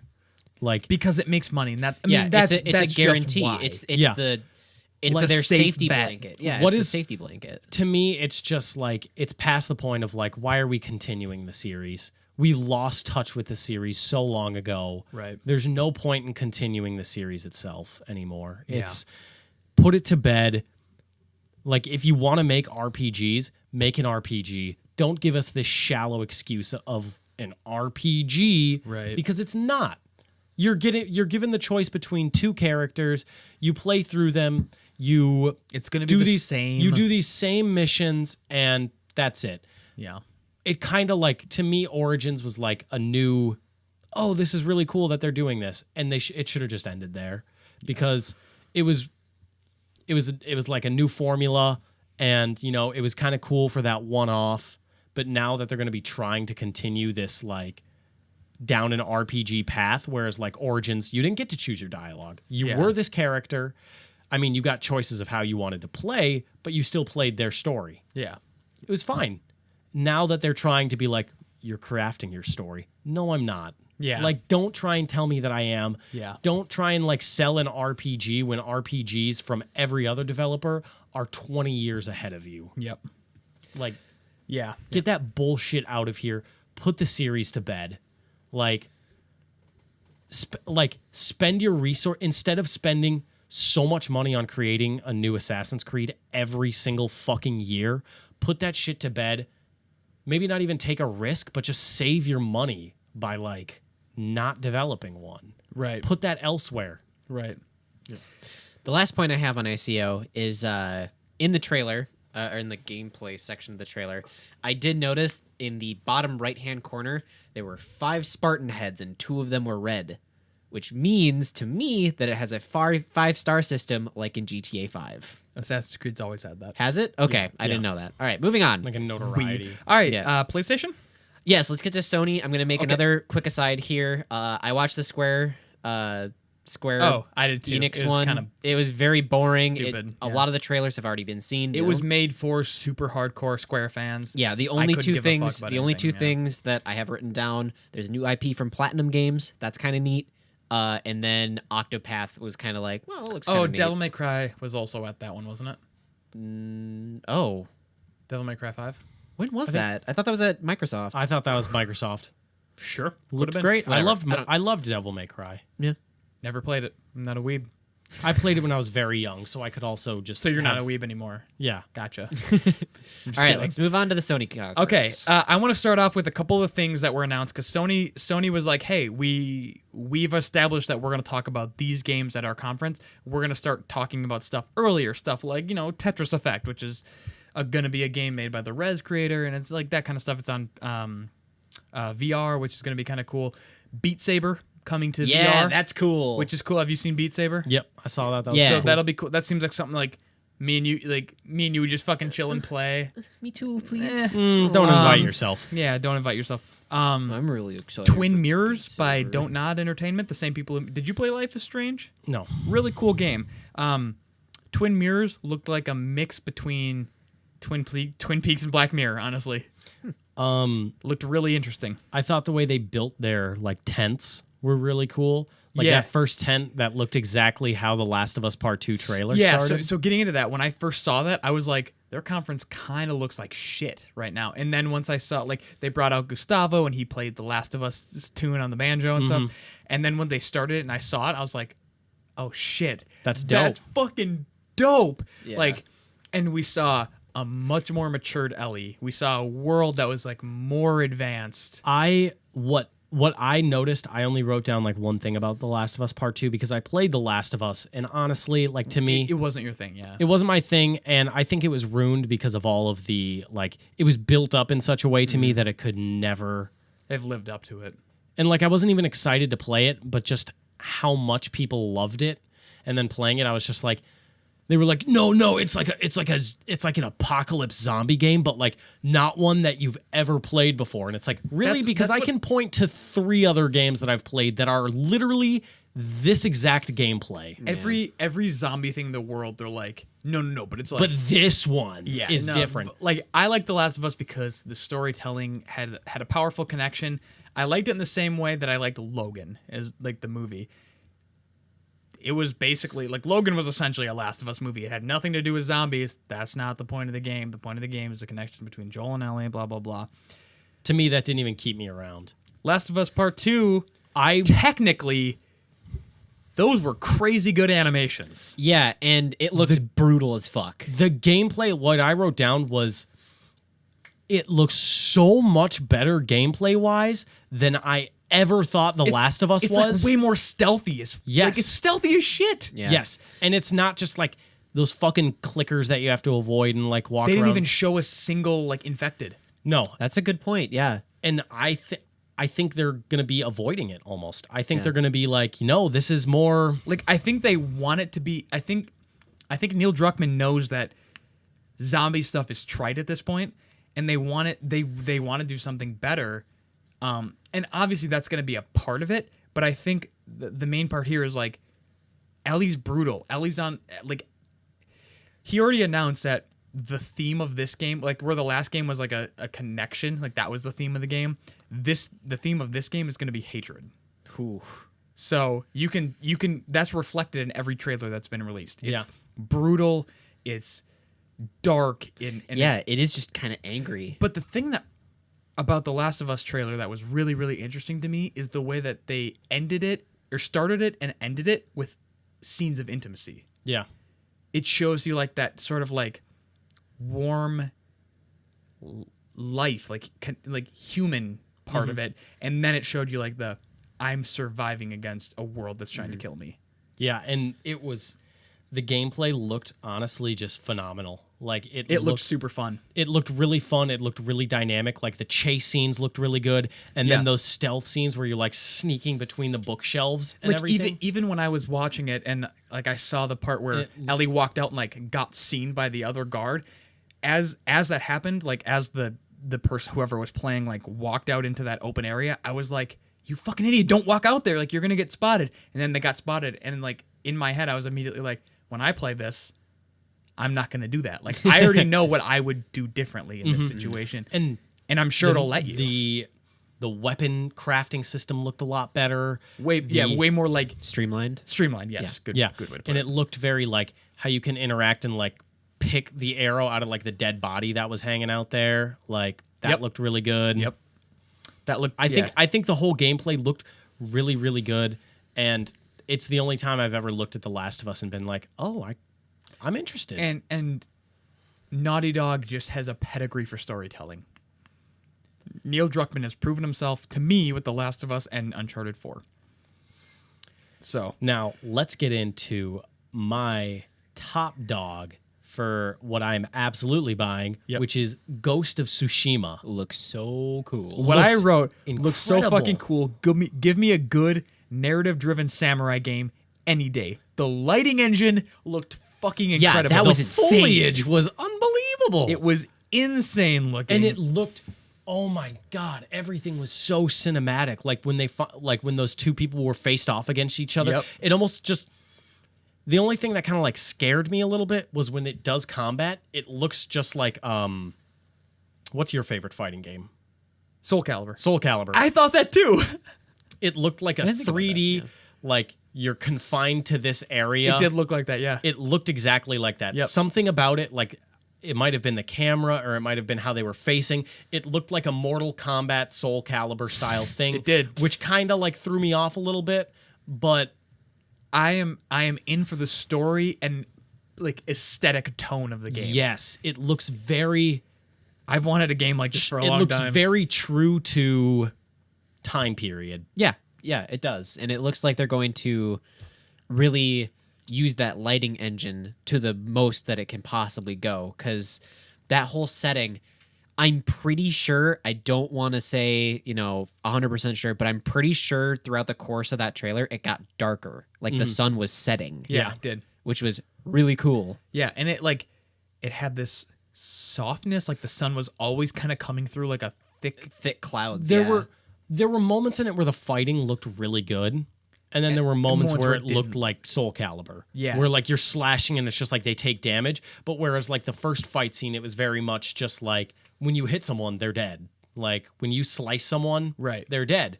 Which I like that. I want a game that's almost like especially if it's blood, just like basic guards. not Bloodborne unforgiving. No. Like, but very much just like if you get hit, you are dead. Yeah. Like we're not gonna like throw like 30,000 people at you and like this crazy demon boss, but Yeah. like you have to play this very carefully. Yeah.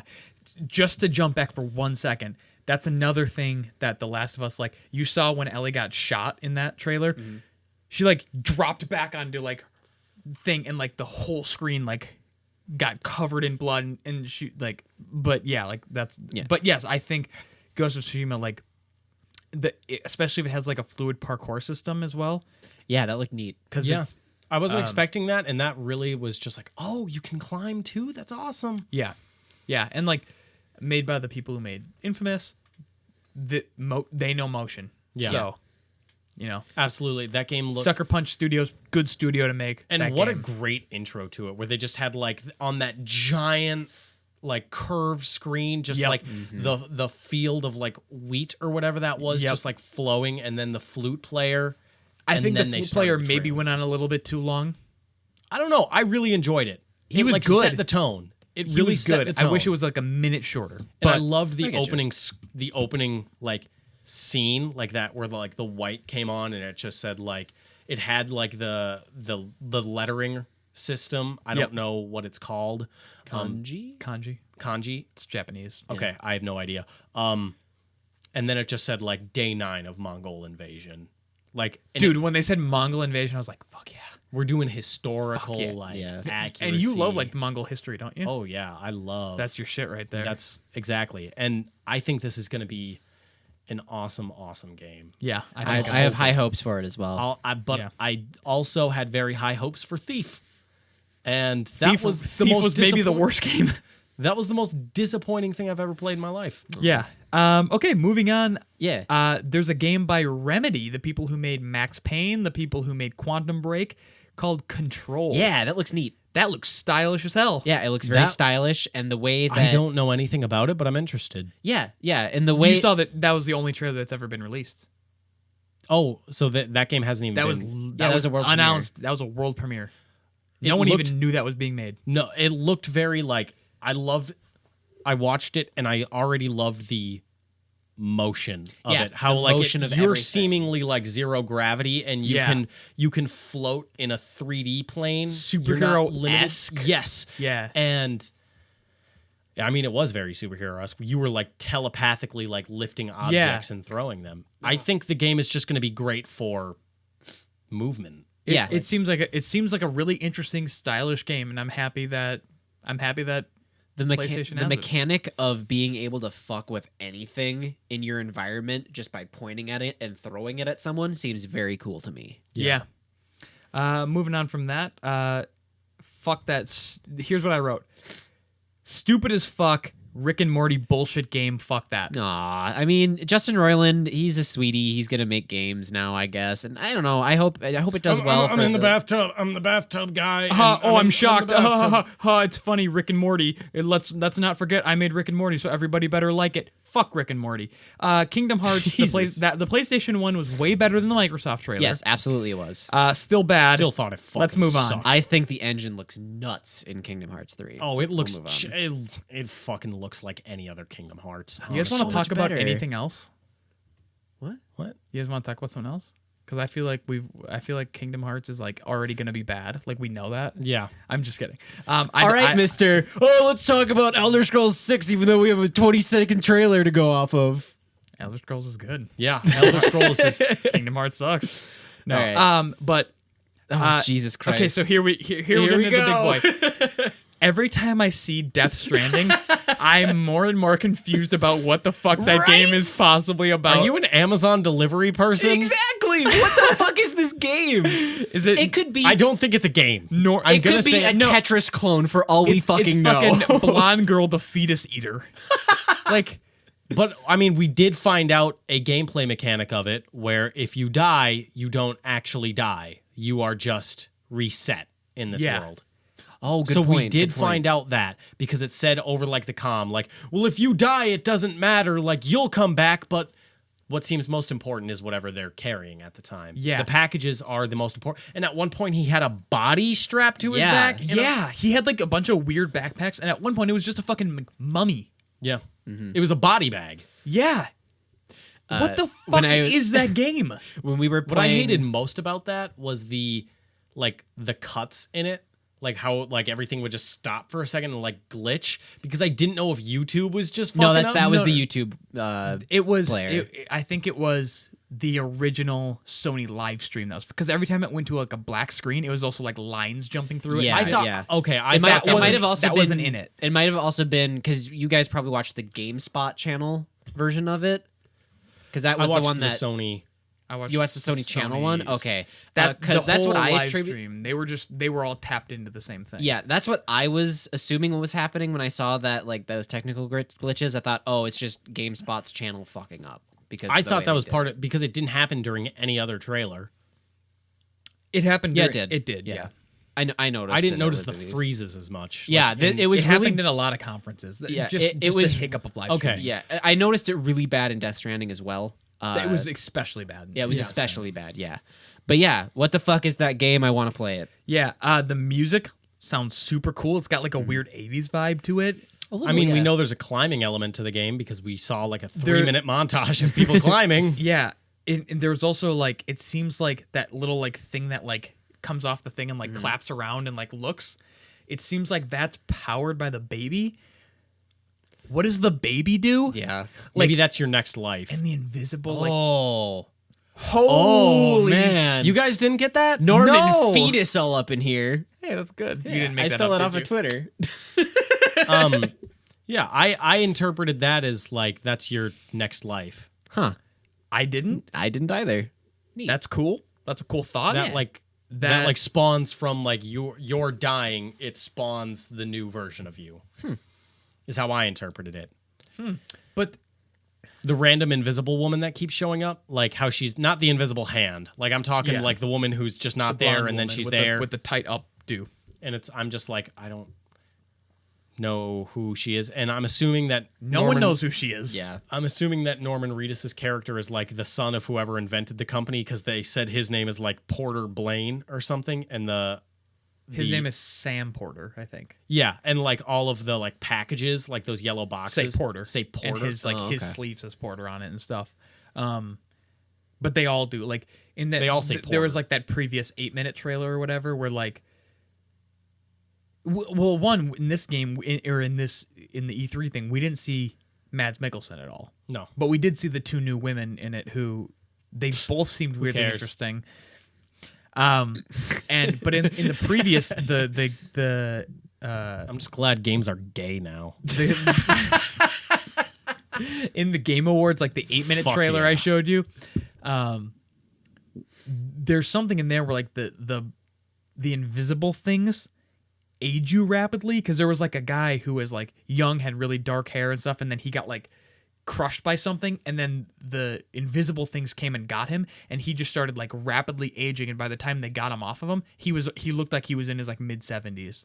So like I think it has a lot to do with like the progression because they of said time and life a and lot death in and like this Oh, trailer. yeah. They said like when you enter the time warp or something. so I like, also found it really interesting when they were like one of the female characters was talking to Norman Reedus, and she's like, All those females do, they just yak. you can see them, right?" And he goes, "Nah, but I can sense them." That's interesting. yeah, like what the fuck? Yeah, like, And- can some people see them? Some people not see them? Can some people sense them? Is that a special thing? Is that a normal thing? It and this kind of goes without saying. Visually, I mean, aside from the hair, the game looks really incredible. The environment looked incredible. Yeah. It's made on the Horizon Zero Dawn engine. Oh, neat. Looks great. I think Danny O'Dwyer tweeted, "Hire me, please." Like, is the Death Stranding trailer just like partnered with the Icelandic, like tourism association or something? That's a good point. Yeah. It looks really cool.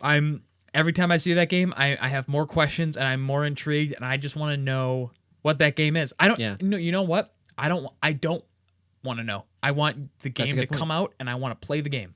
Yeah. I want to find out for myself. I don't want to watch anyone. I just want to buy the game, not know anything about it, and play through it. Yep. It seems like one of those rare instances where it's going to be AAA resources, AAA development. They have everything they need, and it's a completely unique new idea. And that's thanks to Hideo Kojima having the name recognition he does. But I think that's really special. I'm excited about that. Yeah. Me too. Seems cool. Now let's talk about the thing everyone's excited about here. Days Gone. Just kidding. Fuck Days Gone. Who gives a fuck? Stupid zombie bullshit. Yeah. Should we move on to Nintendo, or do you have something else on the Sony? I just want to second, like, just say at the end of it, they put a lot into Spider-Man. This Spider-Man, the trailer was like less interesting to me, but the movement in Spider-Man seems good. I remember playing on PS2 the older Spider-Man games, like when the Sam Raimi movies were coming out and stuff. As a video game character, Spider-Man's really fun to control, and I think that Insomniac can do a really good job with that. It looked like all you were pushing to like do the webs though, because it just kept saying B, circle. B. Yeah. Yeah. B. Like all it was just B, it's a Sony exclusive. Oh, whatever. Fuck. I don't know. X. I don't know why I thought B. But yeah, alright. it was just like all you were doing was like waiting for the circle to appear, and then you hit circle. Yeah. I think Circle. I don't know. I think it's gonna be more than that. It seems it. I'm cautiously optimistic about that game. I think Spider-Man. I don't give a fuck about Marvel. I don't give a fuck about superheroes really. I'm not that type of person. But as a video game character, as a game feel situation, Spider-Man is out of all superheroes built for video games. Yeah. And so I think that I remember getting like genuine adrenaline playing Spider-Man 2 and like going to the tallest buildings Yeah. for like Ultimate Spider-Man and jumping off. Yep. Like Yeah. it's fun. Yeah, it's really fun. It looks fun. And it looked like very Arkham inspired fighting. which yeah, it's good to like. It's grown up. It's not a child's game. Yeah. It's going to be a game for all fans of the series, and it's going to have it. I'm excited, cautiously optimistic. Like I said, let's move on to Nintendo. Sure. Also, let me hit that sword. First point I have. Let me taste it. Let me lick it. First point I have for Nintendo is there's a new Mario Party, and it looks like a proper Mario Party for Switch, and that is real cool. I'm super excited about that. Yeah, me too. As the only Switch owner in this room, I love Mario Party. I like having a good time. I like the board game feel of it. innovation that they have with the Switch is It's unparalleled. It's the way you could like link up the Switch monitors together and like they're now a board. That's really really cool. Yeah, and I'm wherever excited you, about that. Wherever you placed them, as long as you swipe across, that's where the link is, and you can change that link for that specific game. Like, the innovation with just that idea is real good, and Yeah. it has a ton of potential. Yeah, and I'm excited about that. yeah, I've been one of the people who this maybe isn't like a popular opinion, but I have liked the Mario Party games as they've gotten newer. yeah, and like, I didn't play the most recent one. I didn't play the one where everyone's on a cart and all that kind of stuff. But Yeah. I like the newer graphics. I think things look incredible on Switch so far, and I think they're only going to get better. And Nintendo on this Direct had no right to look that good.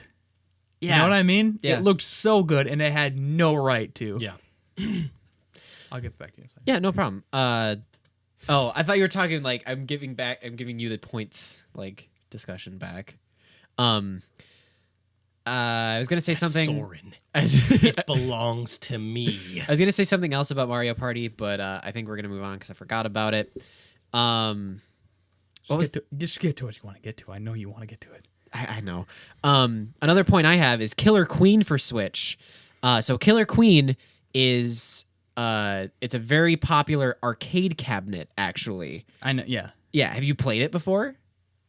that type of game doesn't appeal to me at all. Okay, that's fine. I played it. I played that also at TwitchCon, and I was enthralled with it. It is so much fun. Is it? Yeah, to get like 3 other people together and just fucking button mash and try to beat the other team on the other monitor. It is so much fun, and to see Is that coming, what the game is? It didn't look like that. Yes, it is. It's a competitive team-based game.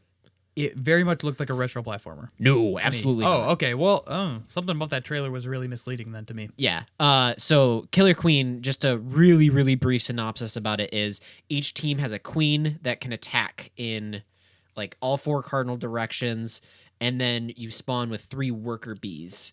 And the goal of the game, there's 3 win conditions: kill the enemy queen 3 times, gather all of the resources in your hive. Like there's a certain amount of like holes in your hive, and you fill those with these little resources that are generating on the field, right? And you have to bring them back to base and fill up your base. Okay. That's another way to win. And the third way to win is there's a snail on the bottom of the screen or a certain location that one of the worker bees can ride across the screen. But if you get attacked on it, you die and the snail starts to move backwards. And if you ride that all the way to the goal, you win. So there's 3 separate. It's more competitive. It's a very competitive game. Okay, that's why it doesn't appeal to me. I think. And that's fine. Yeah. Yeah. I'm really excited about it because Right, it's a very Tay game, I think. Yeah, and having having a strategy and like more arcadey. Having an arcade terms cabinet of tone and look. Yeah. And cabinet. Like, having it's an literally arcade a cabinet ported game, to Switch. Or not ported, but like made for Switch. Of that caliber ported to a video game console where you can just bring it to, a party. Granted, you'll probably need a lot more Joy-Cons, but the fact that like me and you could set up my Switch and like play it together would be like really cool. Yeah, it is very, very cool. Right. Moving on, let's talk about Smash. Yeah, I feel like that's like the last thing that was like really worth mentioning. Waluigi snub. Waluigi was snubbed again, and I'm fucking pissed. I'm fucking so fucking pissed because Waluigi snub. Give me fucking Waluigi in a fucking game, Reg. Come on, fucking Reggie. bitch. We know you, Reggie, are in charge of Smash Brothers. Not Sakurai. No. Yeah, I think it looks really neat. The graphics and like the reworks to all the characters look really polished. It looks stupid good. Yeah, it really looks polished. stupid good. And I mean, if you've seen Tay's introduction to the channel, we played Super Smash Bros. Melee, and I am not a big I like Smash Bros. In concept. In playing it, I don't like it, but I am like caught up in the hype. A lot of the things that they were debuting about this game were mechanical differences between this which game I loved. or the last game and this game, and I love it too because a lot of what the Smash community has been kind of lukewarm on all the previous Smash games except for like Melee was the mechanics of it and how like Melee has for so long been the only competitive like high tier event quality game. This looks like it could take over. Exactly, and they're With making the dodge sure of penalties, that. Yes, the perfect blocks, yes, the short hops, the no wait periods for your smash. Yeah, like the smashes being really quick and concise. They're trying to make it a flashy fighting game to be, the new Smash. I mean, even Baseline. announcing the fact that you can use GameCube controllers on it just shows like we want this to be competitive, and we know that a lot of people like are caught up in the Melee thing, and like this is the Smash controller. Like it's not just a GameCube controller to them. This is a Smash controller, and we recognize that. Yep. And the air directional dodges. Yep. That has been a thing. They've just made it better. Yeah. That's what they announced, and think- I'm really excited about that. I think the most exciting thing about the new Smash, like altogether, is Ultimum or Ultimate. Yep. Sorry. No worries. I think is that the fact that That sounds like, before you even say anything, that sounds like the Queen's final form, Ultimum. She's evolved, mate. She's no longer the queen. She's Ultimum. Go on. She's got wings now, Gov. Fuck she's an insect. There's no stopping her now. She's got another 90 years. The queen's never gonna die. Absolutely.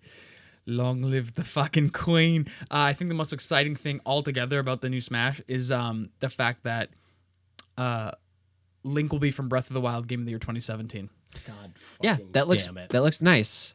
I know that there's going to be some people in the Smash community that are like, I don't want old characters. I want new characters. Personally, I'm fucking thrilled that every character from every Smash game is in this game, and it's going to be polished as hell. I think polish is going to be the main factor of this. Yeah. And I mean, like, they even announced a new character, and the way Sakurai phrased it was, with all these, like, old characters coming back, we hope you don't expect too many new fighters. Yeah. So even if we get Ridley and, like, one or two more new fighters, I'll be okay with that. Because they already have such a large selection now. Exactly. Yeah. And it's a huge selection. If they made it too many, like, that game is... Every time they make a new Smash Brothers, it's all about refining the mechanics. How are they going to balance the game? Yeah. If they add another 5 characters, like it might not, like 5 might not seem like a big number. That's a lot of polishing they have to do to the rest of the 20 fucking characters they have, or whatever, however many there are. Fucking like 60, 70. Yeah. It's crazy. So like, I'm a little bit bummed, just because of like how my game interests are, that there's nothing like. I really enjoyed the Subspace Emissary. Yeah. And I'm a little bit bummed that there's no type of like like something where I could like cooperatively Mission. hop in like with Tyler or you or That's what I loved any of my about other friends who are into that, and like the newest Smash. Yeah, I think it was yeah. just called Smash Brothers. Like Smash 4?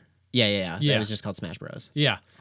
That's what I loved about that one was the challenges they had. Yeah, and there was the also challenge the, arena was where it was like, you are this person and this person. The objective of this mission is to make sure Peach doesn't take this much damage or doesn't go off the map. Mm-hmm. And I loved that. Like those little challenges they There had. is another mode in the 3DS version. I don't know if it made it onto the Wii U version, but on the 3DS version, there was Smash Run. And what that was is you were dropped into this big map with 3 other, players, and you went around killing things from like the Subspace Emissary, those kind of enemies, and they dropped power-ups, kind of like Kirby Air Ride. And you collected those, and at the end of that, there was a match that you all played, or like a certain event that you all played. And I thought that was neat. I think adding modes like that to Smash will allow it to be more than just Smash. I'm gonna be fucking pissed if there's no home run challenge. Oh, there's gonna be a home run challenge. Come on, that's my There's that's no my way favorite they're not thing. gonna include that. it's your bread and butter. That's my bread and butter of the Smash games. I don't give a fuck about anything else. Just give me the home run challenge. And Waluigi. Just give me fucking Waluigi. God, the memes. Just give So me good. Waluigi. That's all I care. I don't even care about playing as him. All I want is to just like have like everyone's like drop in, and then for him to just fucking like climb the side of the map, just like Waluigi. 100 Nintendo No one characters even drop from a likes plane. Waluigi. They just want him because he hasn't been there. So it's like, fucking let's get on a bandwagon, even though we don't give a fuck. I think Waluigi is fucking hilarious. He just looks goofy. Anytime I get to play any Nintendo game, if there's Waluigi, I'm always picking Waluigi. Mario Kart, like the like arcade versions, Where's- like where you go to like a where's Dave and Buster's. Where his knees stick out of the cart it's for just like so 3 feet. funny. It's so funny. I love Waluigi. All right. Anything else you guys want to talk about Nintendo? Not really. The rest of it was kind of underwhelming Yeah. for me. People are pretty upset that there was no new Animal Crossing announced. I didn't expect there to be. I like Animal Crossing. Whenever it comes out, whatever. Like that. I don't give a fuck about it. That's cool. Like Whatever. Go fucking catch your fish elsewhere. there's stuff that was already announced. Like I'm excited for Captain Toad's Treasure Tracker and stuff Oh, like that. yeah, Like I'm yeah. excited. I'm gonna actually pick that up like for the plane ride when I go to If Ireland. there's not a new Cooking Mama, I'm gonna fucking burn down Nintendo. You can play Overcooked too. I want Cooking Mama. I've never played Cooking Mama. Yeah. For some reason, I'm just really attached to that franchise.